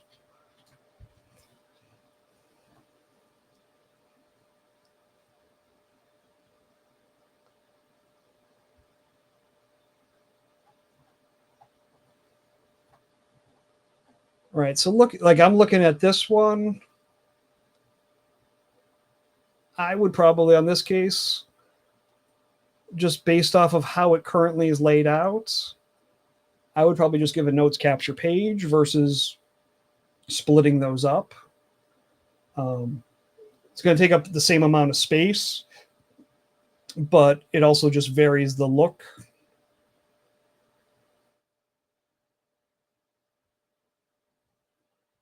Right, so, right, they've got this, they would see that information, and they've got that page, or that page is working with this one. So I'm okay with that, and I would actually leave that page for there, and then we'll put a notes capture block in underneath this. So again, this is going to be more of a the art versus the science type thing. Maybe on this one I add a few more lines just because it's a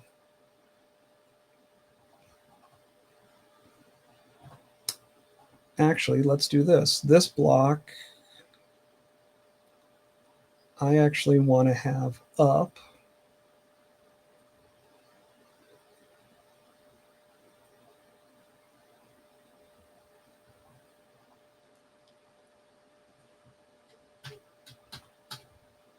And if you remember, in the facilitator guide, we had inserted in the that continue, so things carried over. So I just got rid of that.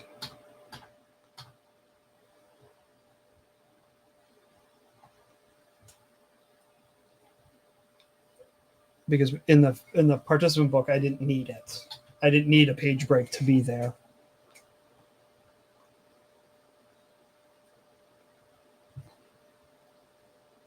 Right. And ideally we'd have after we've gone through this, we would actually have a whole thing of instructions for that, but we'll do this. Right. We could have a QR code. We have our link, references of resources. So, I mean,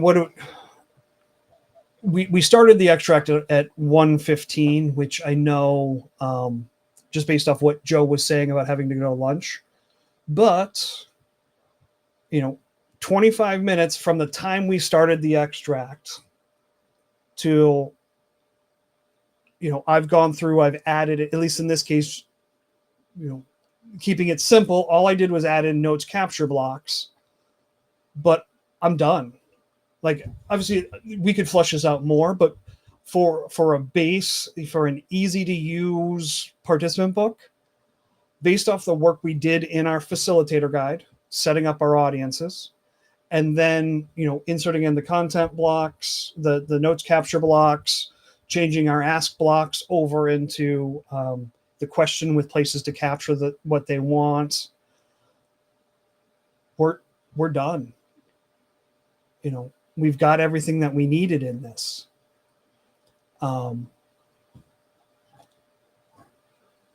So I've got all these different things. Last thing I'll show on this, well, we're going to do 2 more things. One is, so we've got our and actually, let me save this participant book. We've got our participant book, right? And let's say we've got activities in our participant book. We've got activities in our facilitator guide, right? And we'll come back. Let's look at it. So we're in our participant book. Based off where we are, let's click on activity. There's one activity. It's scanning. We're going to get a message here probably in a moment about getting to the end of the documents. Do you want to continue searching? So I think there's 2 activities if I remember correctly. But let's say we want our facilitators to direct the participants when it's time to we want to direct them to us, to the activity and where it's happening. What we can do under special, which is in the control section, we can come down and we can choose sync guidebook blocks, participant and facilitator. If I select this, what I'm doing is I'm choosing what's my source document. Where are we pulling the information from? So in this case, I'm pulling page number references from my participant book. So I select participant and I mark that as my source. And I choose the facilitator guide or the leader guide as the destination. We're going to put the page number references into that. And now, finally PowerPoint opened that up. We are just pulling page number references. So we're going to look at the right-hand side of this dialog box. And actually, well, we'll do it off the highlight blocks versus the activity blocks. Actually, no, activities makes more sense. We'll do activities. All right, so I'd mark off which content blocks types do we want to put page number references back into the facilitator guide. I wouldn't do them all because if we do them all, they all mean nothing. But if we only do it for the specific ones, they stand out. We click OK.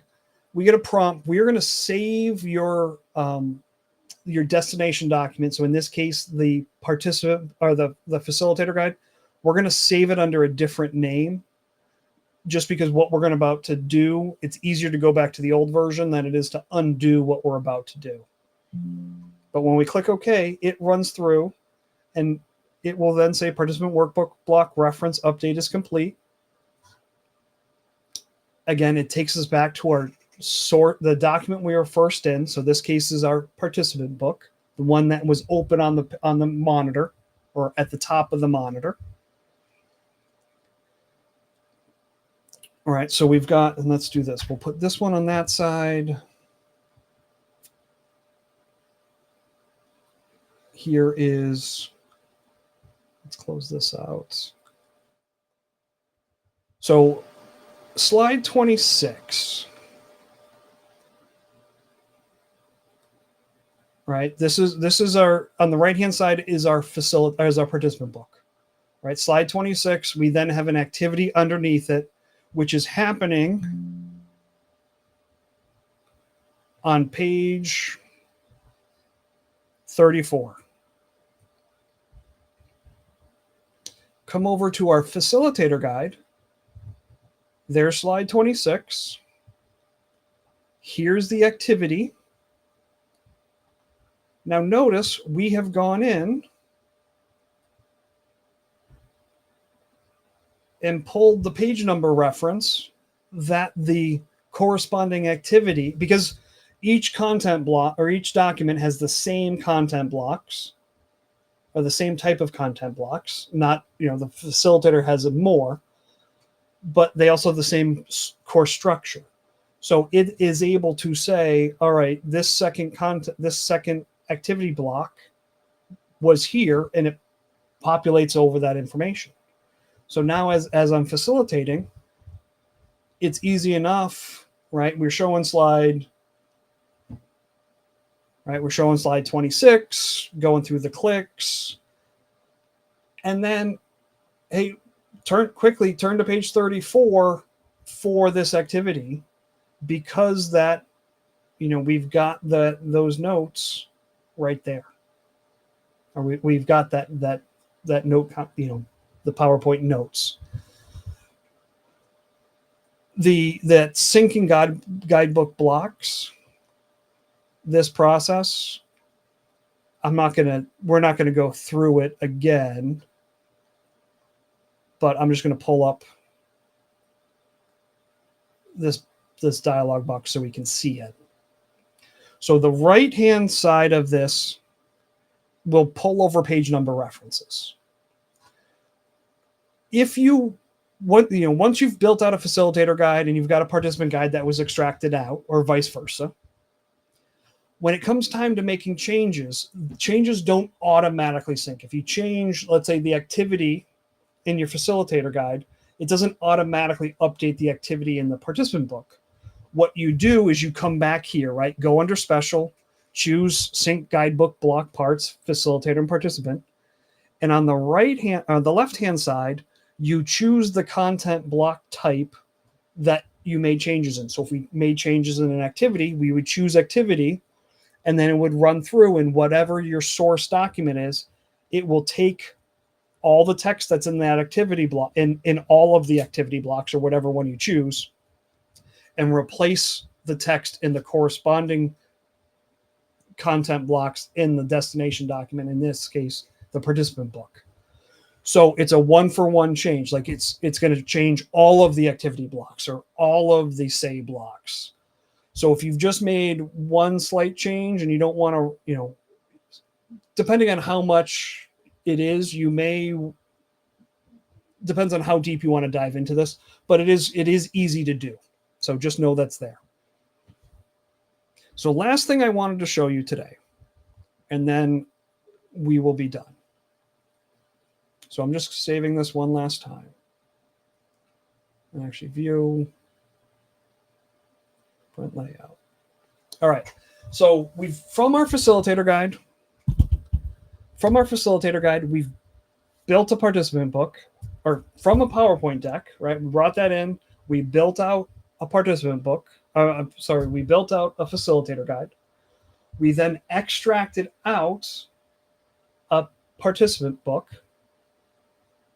right? And all told, we started at 10. We got a couple of hiccups, things like that. So just over 3. And if you didn't have to listen to me, in over, about 3.5 hours, we've got a facilitator guide. We've got a participant book. We've got our slide deck. And then let's say, when are we running this training? Right? I know it's an hour, but when are we running it? Let's go in. When you're in your facilitator guide, if you go under LeaderGuide Pro, and so in a facilitator guide, and every time block, let me just open this back up. Open up the navigation pane again. If you come to the time block, right? So we're seeing over here on the right-hand side, we've got 5 minutes in the summary lesson. We should be 55 minutes in is what that cumulative time means. Right? At the beginning, cumulative time, 0 minutes. We're spending 5 minutes. When we get to our next lesson, cumulative time, we should be 5 minutes into the training, running 15 minutes. So we're building our guidebooks agnostic to date and time. We're just saying your foundational concepts is taking 15 minutes, right? Introduction's taking 5 minutes. A 1 hour course, right? We're not trying to figure out when things fall, not a big deal, right? It's not that hard to figure it all out. What if you've got a 5-day course? What if you've got a course that's, 2 hours and 35 minutes, and this lesson's 17 minutes and that one's 16 minutes and all those things, right? You don't have round, easy numbers. Under extract, so in the control section, go up to extract. You can come down and you can choose agenda, time calculator, and documents. When you select it, you click OK. It's going to run the training at a glance feature, which tallies up all our time markers, make sure everything's in a row. But it gives us an interface to build out our agenda. So on the left-hand side of this dialog box, on the left-hand side, it's giving us, right, see, notice we've got a course ID, start time, how many days is it running over, a legend if it's running multiple days. Do we want to draft an audit document? Do we want to just draft an agenda? And on the right-hand side, it's giving us basically an expandable list. So it's first level is the name of our course. If we click on the little plus sign next to it, it will break out all the modules. And again, we only have a single module in this, but that single module is 60 minutes. If we expand that out, it shows us all the lessons that are under that module. And if you uncheck or check, if they're unchecked, it will not be included when we draft out an agenda. So picture having a large guidebook, right, with things, but we're only running a portion of it. You could just draft an agenda for that one little portion for that day. But you'd come in, you can choose the start time, the end time. We'll leave the date alone. I'm not going to worry about the end time, but let's say we're going to run this at 3 p.m. today. Or actually, we'll run it at 3:33 p.m. today. That's what time it starts, 3:33. Just so, we're in 60-minute. We had very small time frames, so we'll start on a weird number. But in my case, I'm just going to draft an agenda. Audit documents, the same thing. It just gives you 2 extra fields, one for how long sometimes it actually took versus what you said it was, and then a place for your auditor to put in notes.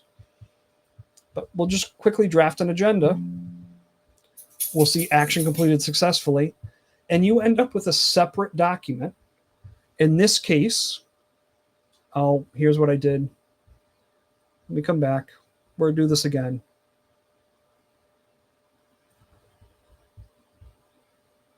Extract agenda time doc. So it drafted it out fine. But one, I didn't have, I wasn't showing my screen.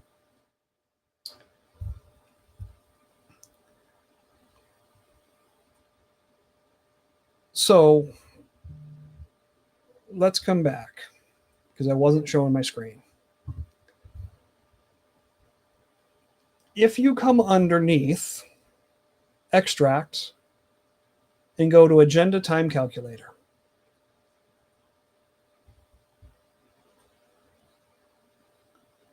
what it's going to do is it tallies up all our time markers. It gives us our course ID. On the left-hand side is information you can set on where, what time's it starting, what time's it ending, how many days, what type of document are we drawing, are we creating. And on the right-hand side is an expandable list showing you at the course level, the module level, and then the lesson level. And if you check or uncheck things, if they're unchecked, they won't be included in the agenda that's being drafted. So we are going to, let's say this is going to start at 3:33 p.m. today. I'm not worrying about the end time because it's just running for 1 hour. You click refresh to lock in that time period. This is what I forgot to do just a moment ago, other than just sharing my screen. But with that, we click draft agenda. You'll get action completed successfully, so we can close the dialog box. And now we end up with a simple agenda. It's a simple table. We'll look at this without formatting. Shows you the day, what's the start time, what's the end time, the amount of time, and the name. So in a matter of moments, you can go through and quickly draft out an agenda for one specific session. You can draft it out for multiple ones. So if it's today, it's starting at 9 a.m., but next week it's starting at 11 or 12:30. You can dial it in all based off the time markers that you put into your guidebook, into your facilitator guide. And then you've got an agenda that's going to be, you can make it look pretty, put it, whatever you want to do. You just don't have to take the time to create that. So it has now been, 3 hours and 56 minutes, folks. But in 3 hours and 56 minutes, we've got a facilitator guide, a participant book, an agenda drafted out, all while, having, you've got this completed book, and you don't have to, you're no longer facilitating from a PowerPoint that is, that who knows what's going to happen. There aren't clear instructions. They know what to say, they know what to do, and our PowerPoints can truly become what they should just be, which are visual cues or visual aids to help support the training and material that we're covering. And our guidebook has everything that you need. So whether it's me, whether it's Joe, whether it's Pam, it's happening in Boston, LA, Florida, Honolulu, we've got consistency in our training. And we did that all, you know, if you didn't have to listen to me talk or me make mistakes, you know, we're looking at, you know, less than 3 hours to get all that done. So with that, I hope you guys all have a wonderful weekend. Please let us know if you've got any questions.